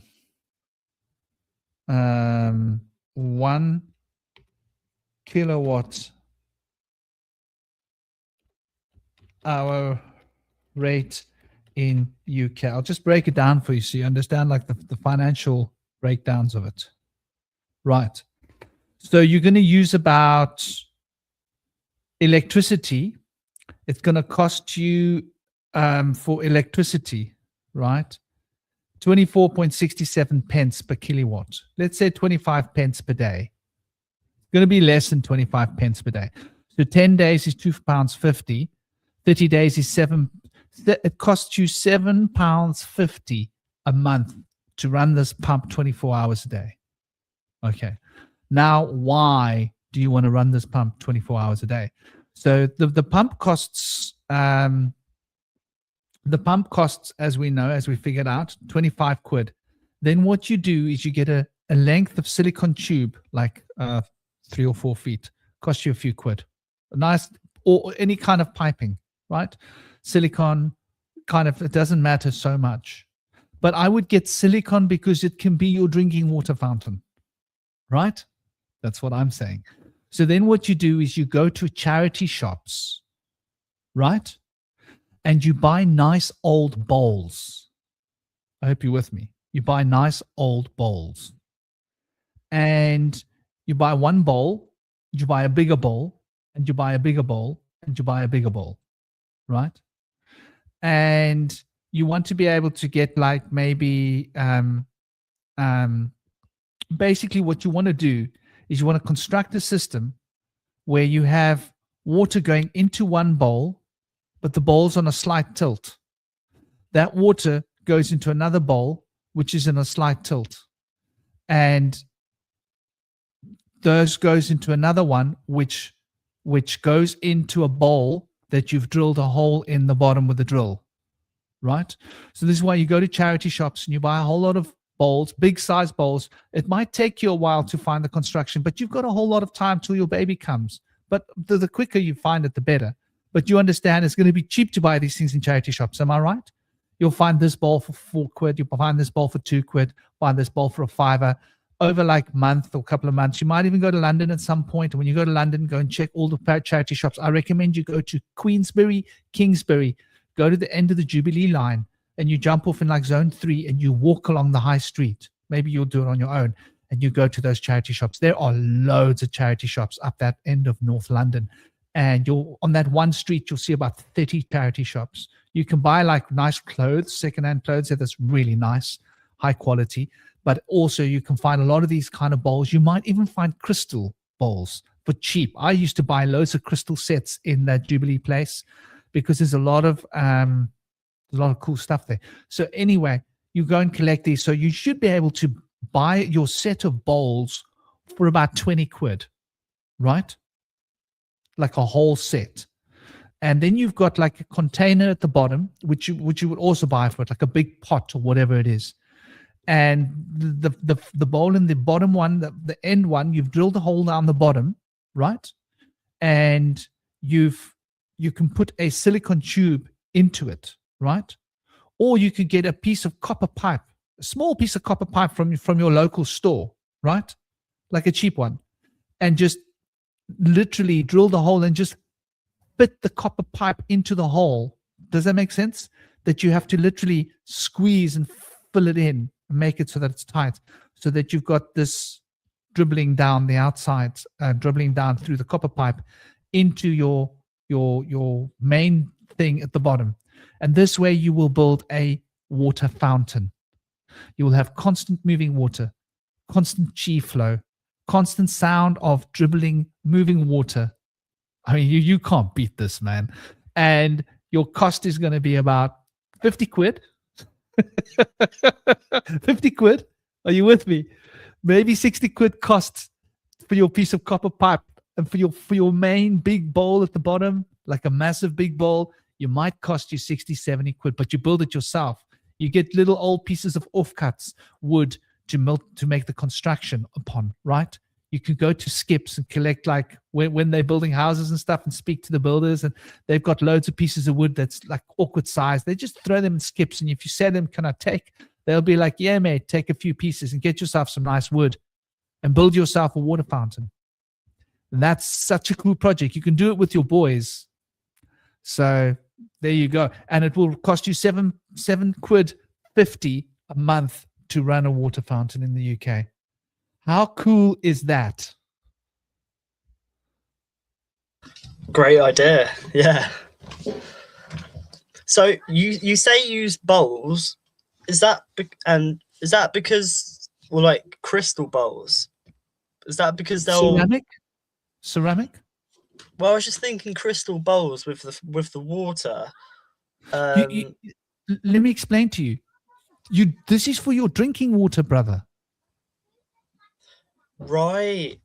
I thought you. And it's a water fountain in the room for your child. And the ions of the moving water produce chi and flow of energy that makes people and plants and animals healthier. Interesting. And so what you do is you take water out of there for drinking and add water to it. Take water out of there for drinking and add water to it. You're continually refreshing the water. The water pH will become alkaline because it's moving water, and it's pushing out the positive hydrogen ions, and it's becoming rich in the negative ions, which is alkaline, which is really good for your body, purifying your body. And it's like drinking water off of a waterfall. You know, when you drink water from a waterfall, it's got that, like, it's almost like you're drinking fizzy water. It's not fizzy, but the chi is so strong in the water that it feels like you can feel the energy in your mouth. It's like you just want to drink more and more. It'll make you drink a lot of water.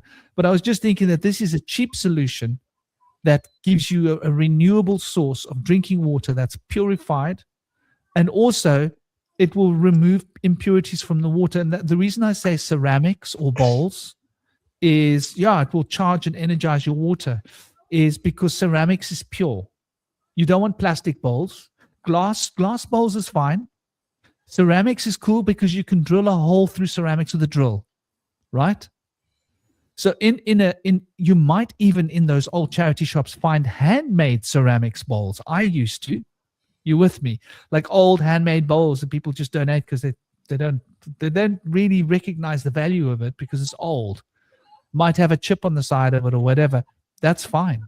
You know, it's got a chip on the side of it. You take a drill and you zzz the chip, and then you tilt the bowl, and that now becomes the pouring place to the next bowl. You see? So you can use your own creativity, but ceramics will keep your bowl because it's the earth. It's the clay of the earth. It's clean. It's not plastic. It's not rubbish. Glass would be fine. But ceramics has got like a nice tone to it. I don't know if you've noticed. If you ever tapped on ceramic bowls, especially the reddy brown ceramic, like the thicker brown. So that's why I said go and check. You might find really nice handmade bowls, and you can 3 or 4 bowls. You can build yourself a beautiful. That pump can pump up to 2 meters high, but you won't need to pump up to 2 meters high. You can have the structure about as high as your head at the top, right? Or a bit higher than your head. And then the pump will be in the bottom. The pump will be in the water, and it will be sucking it up through it's a magnetic pump. It sucks the water up and it moves it through. So anyway, that's just food for thought. You can find a different pump as well. You can find an inline pump. You can take a look at pumps. An inline pump will have a tube that goes in with silicon. Silicon's pure tube. It's the best tube to use, right? Because it's not plastic. It's silicon. It's basically, once again, the earth. So silicon and copper I would use for contact. No plastic tubes. And if you're using silicon and copper, then it's feasible for drinking water. If you use plastic tubes, I wouldn't use it for drinking water, obviously. Yeah. It's just occurred to me, the name silicon. You know, you have Silicon Valley. Sounds like Silicon, as in it's a silly con. It's in the name. It's a Silicon Valley. We're being conned. Yeah, no, great tips. The only thing, because I've wanted to have a little water feature in the house, because I love like flow of water, and water's happiest when it's moving as well. It's really good before you have a glass of water or a drink from a bottle to give it a little shake, little spin. Water loves spinning. Sorry, the boys are shouting really loudly just outside. I don't know if you can hear them. Trying to get my train of Boys thought will be boys. back. Yeah, oh, that was it, the boys. So I've wanted to have a little water feature because I love it, and it just makes the air feel really nice. But the boys, the boys. Well, I'm excited for you having a baby in the house, but that will bring really good chi to the room. And then, as if that's not enough, you get to drink the water, and the Yeah, water will taste amazing. You won't be able to stop drinking, and the peace that it'll bring into the house will be incredible. And can you imagine how nice it'll be to sleep with that water feature running? You could keep it in the room where mummy sleeps, and then, like, where baby sleeps, right? yeah. That'll be like the water feature room. And so that's really cool. Anyway, it's a cool idea, and it's quite cheap. Yeah, you've just yeah, thanks for that. I've searched up the one you were looking at, and yeah, you've just reminded me. I have an invention. I've come up with so many inventions in my life, but that's the water. Is that having the fire, the action, and actually creating them? It's my only fire is Sagittarius in Venus. That's my only fire. Uh, so I have an invention, and I think what you said about writing it down, things down, and burning it using the fire element, I'm going to do that this evening. Although writing it down, burning it might not be a great idea. I might have to write it down and like pin it up in the fridge or something to actually remember. Maybe I'll do both. But Get yeah, charcoal from the sacred fire and okay, write it with the sacred charcoal from the sacred fire. Are you with me? okay, yeah, That's how you put the spirit of fire into your words. okay, interesting. Interesting idea. Well, the wand, because it's been slightly burnt at the end, I think I'll be able to write with the wand. And I think that if I heat it up slightly, maybe even just burn it a little bit more, I'll use the wand to write. Maybe I'll just use it to draw my sigil. Maybe that's That's a good idea. incredibly genius. Yeah, man. That's how you can put your fire element onto things using your wand, heating it on the edge. You could even get like a heating tool or a lighter and just use a bit of fire, because fire is fire, man. It doesn't matter where the fire came from. It's still fire. You touch it with fire, and then you can write with that. It will put the spirit of fire into it. And man, that's beautiful. Anyway. Yeah. Well, I have an invention for the corners of rooms to make them less cornery. And I'm not going to say what it is on here, but it's they've always bothered me. Corners of rooms, and like they're everywhere all the time. I don't like right angles. I prefer like curves. So I'm just going to make a note of that really quickly on here, because I've had the idea for years. Yeah, Tom Roos said that wands were replaced with pens, and I can believe that. I think in the old times, if we wanted to write, we would get a piece of charcoal, right? And the best way to write or to draw something with charcoal would be to make a fire and take a stick, a little wand, get the end of the wand burning, and then blow it, get it charcoaly. And to this day, we do art with charcoal. That was the beginning of carbon pencils, wasn't it? Think about it. It would have started with a piece of thin wood, like a wand. So Yeah. it's an interesting Well, concept that they turn wands into pens. well, I'll Right? add to that. The wand is our wonder or imagination, and to be penned in means to be confined. So what's happened is that rather than us using our wands, our wandering, our minds have been more confined, restricted, cubed. If you look at all these old world buildings, you wonder how they were built, and you look at them and you're in wonder. You're like, how did they build these? You look at buildings nowadays, right angles, cubed, square, no imagination, no coincidence there. And also with the draw, like you draw with a pen, or you can draw things into this realm with your wandering, like you bring spirit into matter, you bring it in from the formless, where it's from, and then you do the morph, the morphing, the wandering, you draw it into this realm, and that's in form. So you can do that with a pen, yes, but also you can do it with words as well, speaking. You know, abracadabra. As I create, I speak. Yeah, man. You know, like they wanted us to become pensive. They wanted Ah, us to get all pent up. But yeah, there's something interesting with the pent. Maybe it's got to do with the water element, where the wand is with the fire element. The pen is liquid water with color in the water that you make. So the one is water element and the one is fire element. It's quite interesting, you know. Pen for the pent, for the pentagram, for bringing the flow of the water.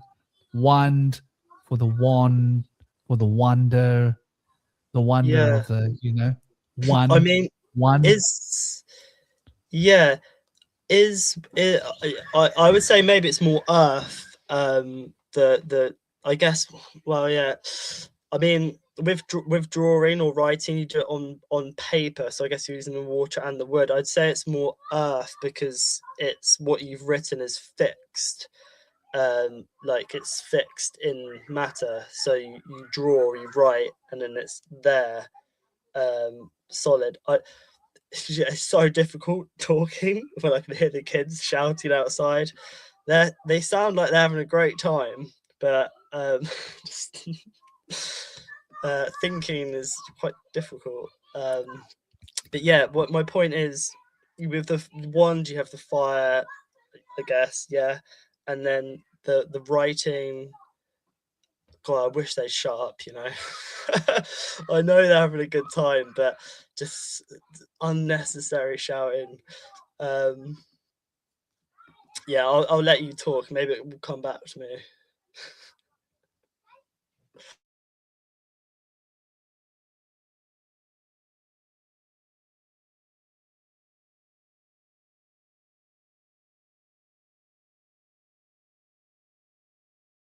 Your mic's muted, by the way. Sorry, I've just remembered. I had, I've just yeah. remembered. Words are more like water. I view words more like water because they're malleable. As you're speaking, they can change, and there's more play. So think of the weirds casting your fate. They're at the base of Yggdrasil, where there is the well, which is like the whirlpool, like the spinning. Like words are more malleable, whereas writing, you get paper from trees, which of course the earth, and then when you draw or write, it's fixed. Like earth is more fixed, whereas water is more movement, and it's like singing and talking um is more watery. um I think, or perhaps, if looking at this, that when you're writing, yeah, with a quill or a pen, you're using ink, which is water. But what's happened now is that people aren't writing in flow; they're more typing, and then there's separation, which is being disconnected from the water element, which is flow. Interesting though. Yeah.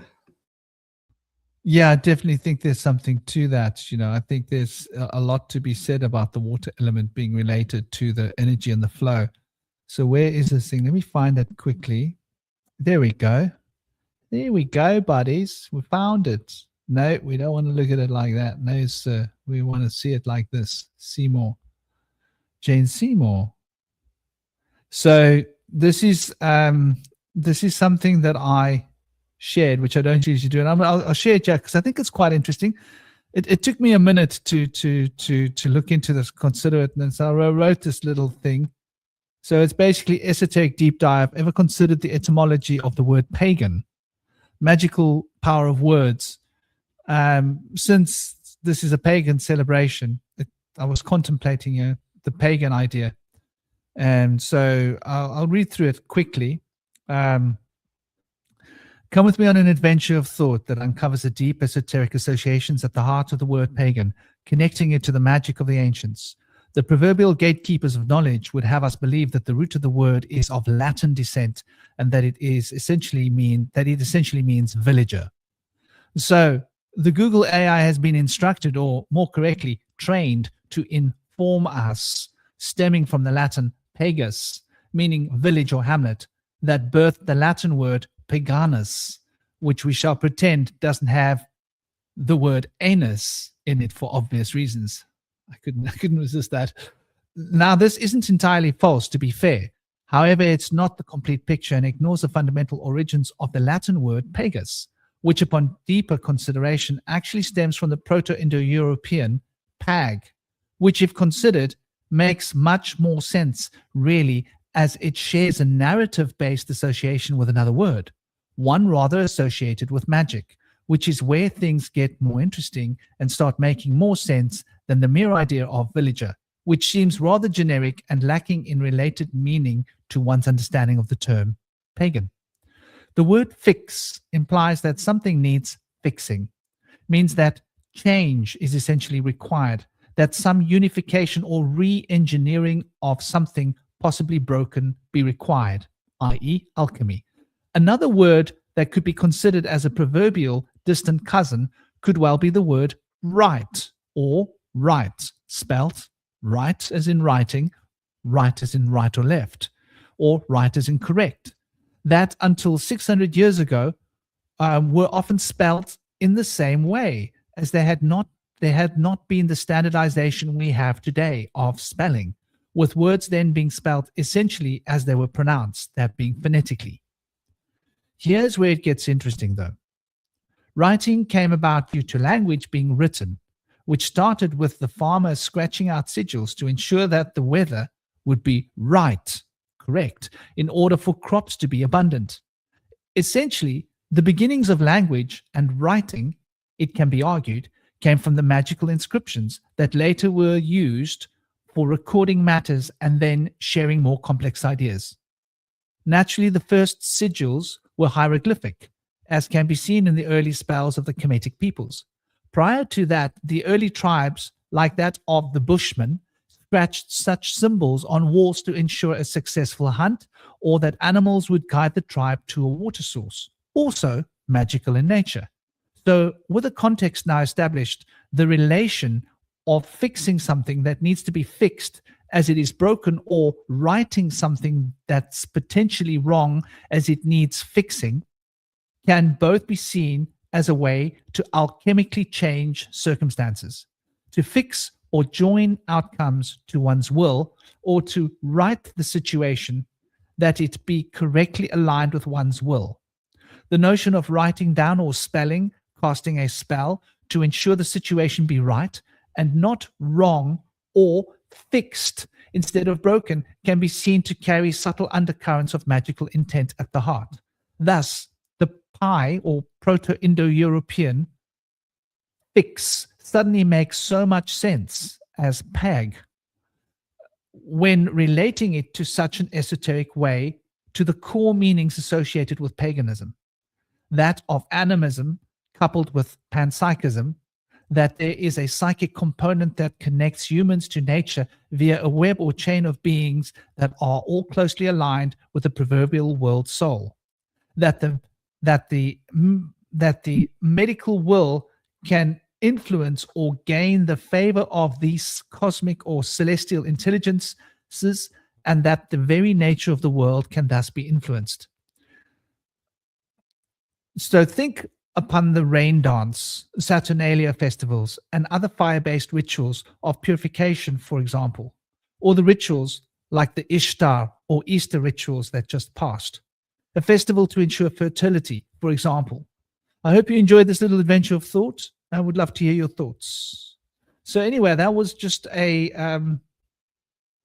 something that I was thinking the other day, and I was thinking, like, you know what? I haven't written an article in a long time. And I thought I'd write one and share it in a pagan group on Facebook, because, like, I never do much on Facebook. The only thing I use Facebook for is to share these things. And I think, like, maybe writing an article once in a while is probably a good idea to get, like, people interested, because for some reason Facebook doesn't share your content unless you've written something down. Isn't that weird? They don't really like to share videos. They don't want to share information like we're posting it. You have to, like, draw in a crowd with those kind of things, and then they'll, like, see the other stuff. Facebook is a weapon. It was LifeLog, and it's a coincidence that the day DARPA's LifeLog program finished, his Mark Zuckerberg, part of John Hopkins Center of Gifted Children, here's Facebook. And the reason I mention it's a weapon is because, like, when you type, it has no emotion. So it creates arguments.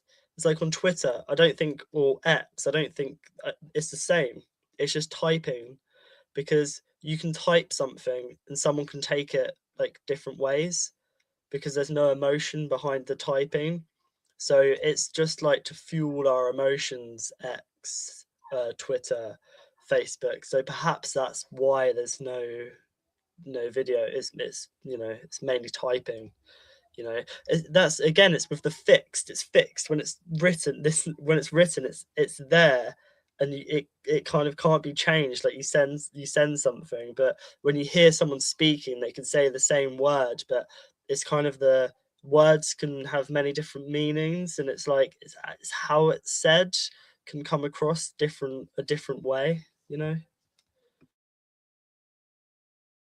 Yeah, totally, brother. I think there's a lot to do with that, and I don't know if you're fully aware of this. You probably are, but for those that aren't aware of this, maybe, and that will watch this video later, because most of the people in this chat group that come here regularly are fully, I'm sure, aware of it. But the money that funded the founding of Facebook came from a shell company that was a well-known and legitimately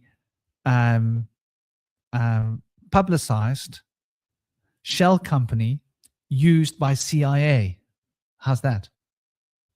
So effectively, the money that started Facebook came from none other than CIA. It was literally, and where does CIA money come from? Do you pay tax? Well done. You paid for Facebook to get made. And guess who makes the profit? Oh, sorry. You're not the one who makes the profit, but it's your information getting sold. So you are the reason why other people make profit from your money that started a platform that other people now own. And they're a bunch of rich billionaires. Food for thought. But that's universal. I'm pretty sure if you dig deep enough to YouTube, Google, you're going to find the same thing. They just probably hid it better. Facebook, they didn't hide it that well, right? That's why the information got out. But yeah, brother. Yeah. Well, I just want to say, they create monopolies. So, like, whether it was created for a purpose, it gets weaponized. And they make sure that there's no competing things. Like, there used to be MySpace. Do you remember MySpace? MySpace was great. You could share. You could have, like, it was more creative. Like, you could have music that you share. Like, you have a little tab of all your music. So you go on someone's profile and you see the music they're into, Whereas Facebook is just like, it's dull. All these Wasn't things, MySpace open source? I can't remember. maybe, but yeah, it's not used anymore.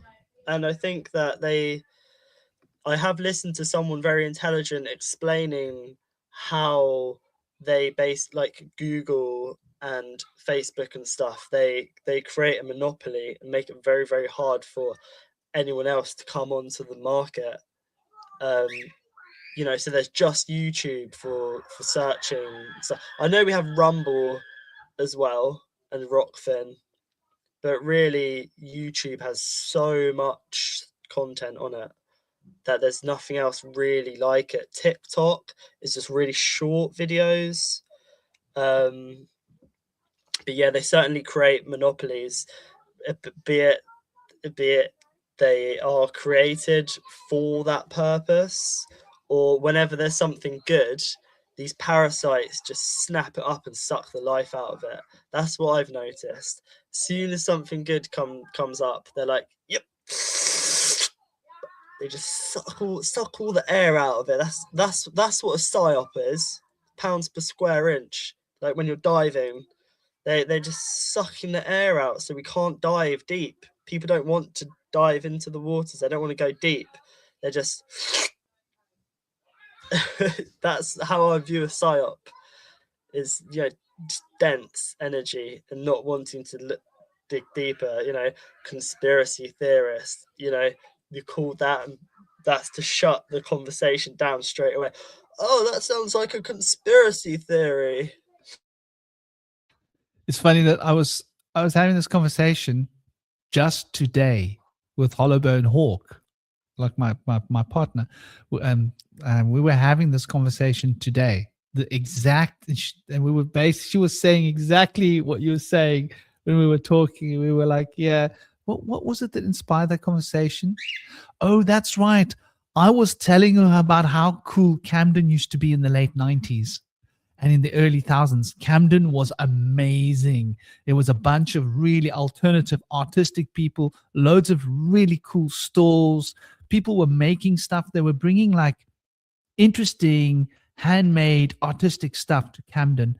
And I was saying to her that basically by about 2012, it started to go downhill. By 2015, it was like a toilet washout. There was still ID Spiral Cafe there, which was pretty cool. ID Spiral, Dominic Schnell's restaurant, which was pretty cool. He's a good friend of mine, which was right there on the water. I don't know if you remember on the water, ID Spiral. That was Dom's place. He had cool gigs there, cool artists and things happening there. And but then he had to move from that zone and go and do other projects, But by that time it was already going down, and it was losing its spirit. And when last time I went to Camden, I was so disappointed. It must have been about like 13, 14 years ago. And for some reason I went to Camden, I wanted to buy something, and I was like, holy crap. I was disgusted because like I remember Camden with people sitting around on the grass with musical instruments, playing music, drumming over there, playing guitar here, everybody chilling, having a spliff in the sun, all alternative people, poets over there talking poetry. You'd walk through the lanes, not the lanes, that they don't call them the lanes. There's like little places you go through in Camden. What are they called? The locks, yeah? The Camden locks. And it was just such a cool experience. There were so many cool little stalls there and interesting things. And now when you go through, it's all generic rubbish, isn't it? It's like Walmart, man. Well, I don't know. Maybe I'm exaggerating, but like compared to what it used to be. And we have the same thing in Cape Town. We used to have a place called Green Market Square, which was like local artistic people making stuff, selling stuff, getting cool, interesting stuff that they found in like people like you and me that go traveling and find stuff and bring it and sell it and make stuff and, handmade shoes and handmade this and handmade clothes. And I had a friend, Billy, who used to make really cool clothes and sell it there. And you could get like really signature, like, stuff that's not generic at all. And I came back to South Africa And in like 2016, I went to Green Market Square and I was like, holy crap, what happened here? And they've got like token African people from other countries to just fill all the stores. And they're all selling the same crap as the other stores. And you go like, oh, so basically there's like 8 stores or 10 stores here and they're all selling the same crap. And it's crap. It's not stuff you want to buy. Like, can you even find handmade shoes? I actually went there to find handmade shoes. Like, there's no handmade shoes here. Like, this is what I came here for sandals, dude. I want handmade sandals. Like, this is not what not why I'm here. And I looked around. I was just disappointed. And what you were saying was, this is the thing: the cool, artistic, creative people start a cool thing, and then the corporate Illuminati come in and grab it and steal it. So. Hey, hello. How are you? You gonna say hello? No. Go on then. The microphone's hello. on, by the way.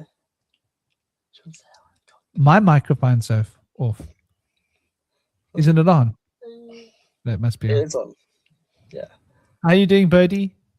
That's Ori. Oh, is that Ori? I can't Yeah. really see so well.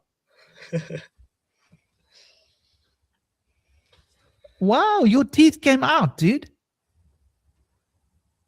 Yeah, his both his front 2 teeth came out a while ago. Yeah, at the same I'm trying time. to zoom in, but I can't.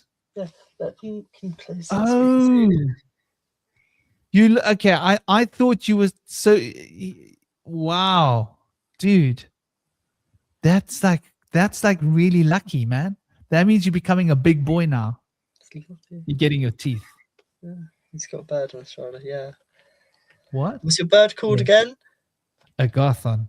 A Garthon. He's a little. He's really cool. Cheeky little boy, but we love him. We love him. Yeah. I can't even go to shower without this guy.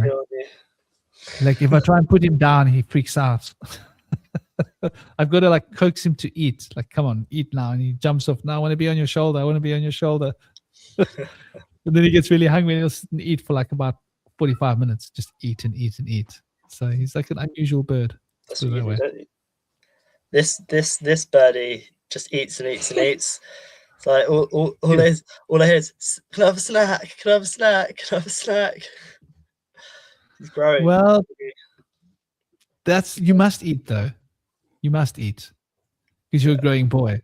You got a lot of all that food's going to become like big muscles one day, so that you can like do all the heavy lifting around the house. I'm finishing up now. Okay, say bye then. Bye bye. Big love. Wow, I thought he looked so much smaller from behind, and his face looks different. They change so fast, eh? Yeah. You lose your teeth and your whole face like. Yeah. Wow. When did he lose his teeth? A while ago. They're just starting to come through now. Like right. a few months ago at least, I think. Yeah. Wow. Yeah. Okay, so that's cool, man. Joshua's getting his molars falling out. One of his molars is loose. His front molar, one of them. Right. He's 9, so he's just a little bit ahead. He's going to be turning 10 in like a few months. Like, what a hectic! Like hectic. I put him on the scale, and he's still weighing he's almost 45 kilos. So that's like he's weighing a lot. I'm like, I can't keep up with how big he's getting. I'm actually at the point where I have to buy him like XXX small men's shorts and stuff. He's just a buff little guy. This is like buff. He's really buff. So you got to get him eating, dude. Like, I just feed my son all the time. Just feed him and like good food. So his bones are like dense and his muscles are strong, because that will make them grow more, grow to their full potential, and then their bodies will be unrestricted. And, then they can train that when they get to like 14, 15, they can train that and turn it into muscle density. And by the time they're 16, they can start doing a bit of weightlifting and get the body shaped. Once you shape your body at age 16 to 18, that's the body you got for the rest of your life, right? Like if you make it strong, then it stays strong. Like that's, if that makes sense.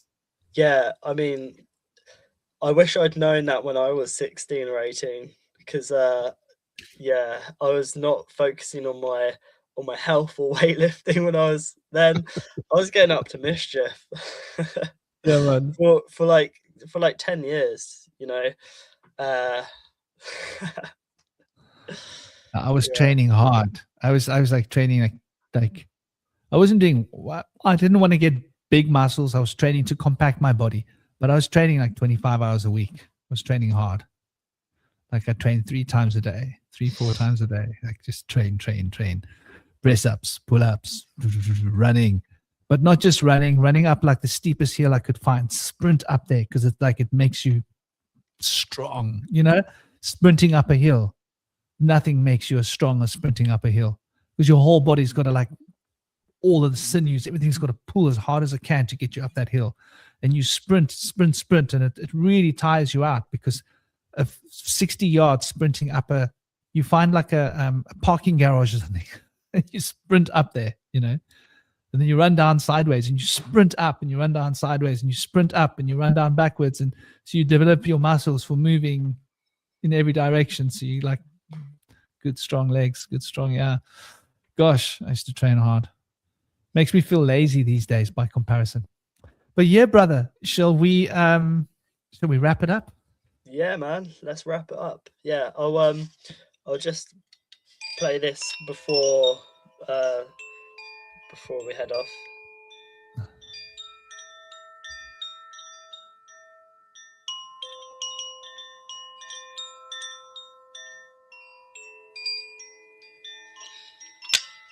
A few people were saying how nice it was earlier, so just play it again. It's called this is what it's called, Koshi.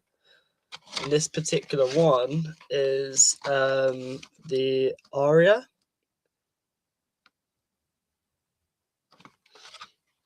Yeah. Yeah, man, I'm also Irish. I love it.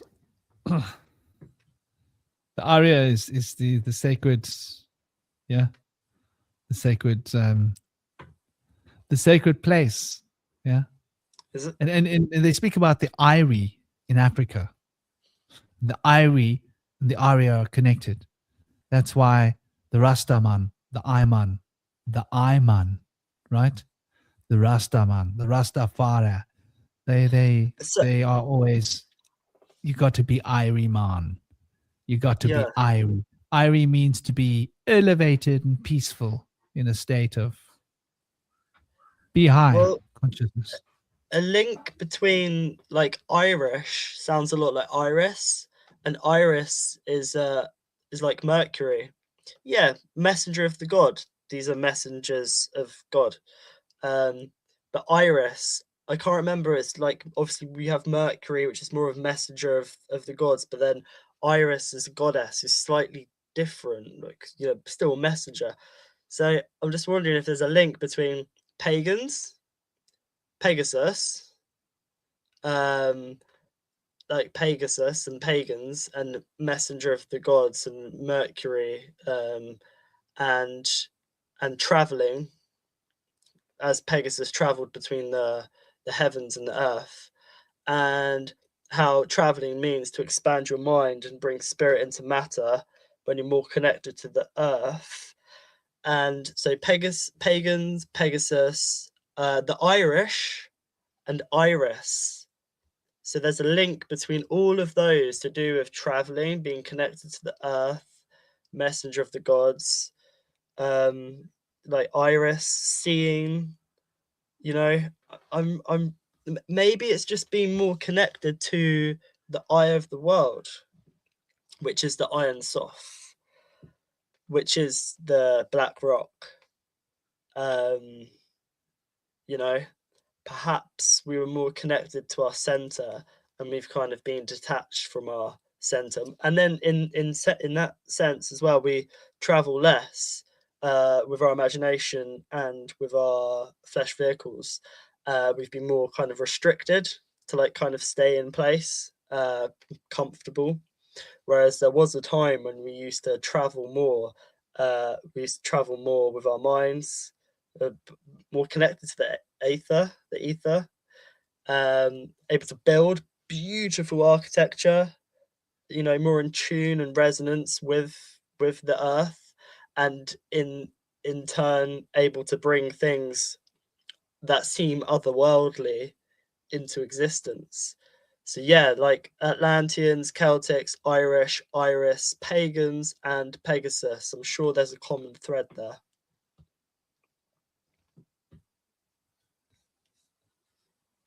Yeah, totally, man. You know, here's an interesting thing to just look at, right? So Asus. So obviously it's Greek origin, like the I and the cis, right? It's used in medical things like, you know, added on as a suffix onto words, right? And so, you know, the metastasis, the elephantiasis, paralysis, all these words come from that. And so if you look at into the Paleo-Hebrew, Phoenician, and the Hebrew, it means new wine, right? Representing new beginnings. Interesting. If you look at the Sanskrit, it represents the word sword, signifying the warrior-like spirit of number 9. Number 9 is Aries, symbolizing new beginnings, right? And so that's quite interesting, you know.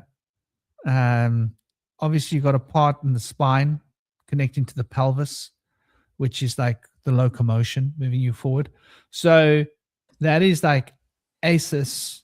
And so if you take that into consideration and you say like peg or pag, right? Pagan, pag meaning to fix.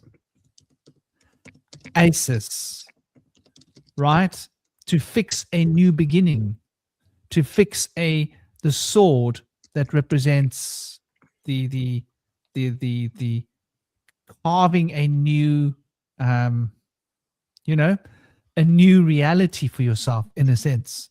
So Pegasus makes perfect sense because that would be how Zeus would reach the physical world, right?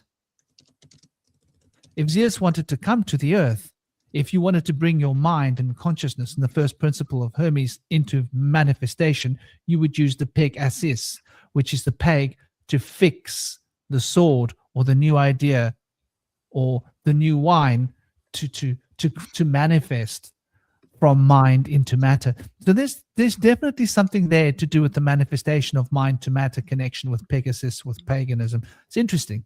So yeah, it's interesting. You know, there's a story of the sword in the stone.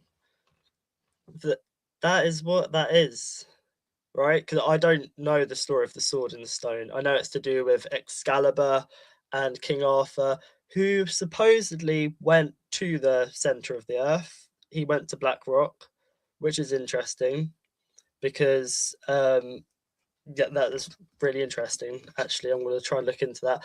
But with the sword, it's an anagram of words, and also sword. It signals to me like, oh, I saw that as in the past, which is sort of similar to seen, to being seen, which is iris, So the sword to be is kind of like a weird way to say to be seen, you know, because you saw something, but oh yeah, he saw me. To be sawed, you know, is to kind of be seen in a weird way. To swear in, swore me in, swored in. Yeah, It's an office signal of office. I've got to run because my little boy is needing daddy, and I promised him I was going to come like 45 minutes ago, brother. All right, I'll just say really quickly that also Yeah. the wine as well is also why in. It's questioning but internally going into the dark, and that relates to the Acis, and then the peg is having an anchor point. So the Pegasus, the traveling between worlds, is having a peg, an anchor point that assists the assistance of the assist is to go inwards with your words, with your wordplay and stuff, you know, the weirds, the fate, and why in, questioning the why, but inwards internally. So there's so much more we could unpack with that, but let's save that for another time. Yeah, brother. And it all comes from the ashes, the ashes from the ashes. It's been a wonderful conversation, dear brother. I could stay here all night, but I'm feeling a bit guilty. Like I've neglected my boy a little. I've got to go give him my daddy love. He's going to be going to bed in like about 45 minutes. So this is our sacred daddy son time. Sending you big love, dear brother. Much love. I hope you have a great evening. Hopefully we'll see you tomorrow. Yeah, man.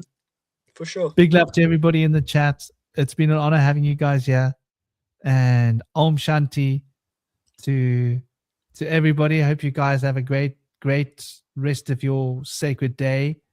To Salty, to Tomru, to Gaz, to everybody else that's been here. You know, I don't know who's here now. I think people had to go. It was an awkward time that we did it, but it's just the way it worked. I was with my girlfriend today. We would have probably done it earlier this morning, but that's sort of on me. But thank you, dear Shinobi, for a lovely conversation. It's always an honor to be on the show with you, and enjoy the rest of your day, brother. And big love to your beautiful partner and your sons, your other son, and Bodhi as well. And Om Shanti. Much love. Bless up, everybody. Take it easy. Keep your smile alive. Don't forget, life is short.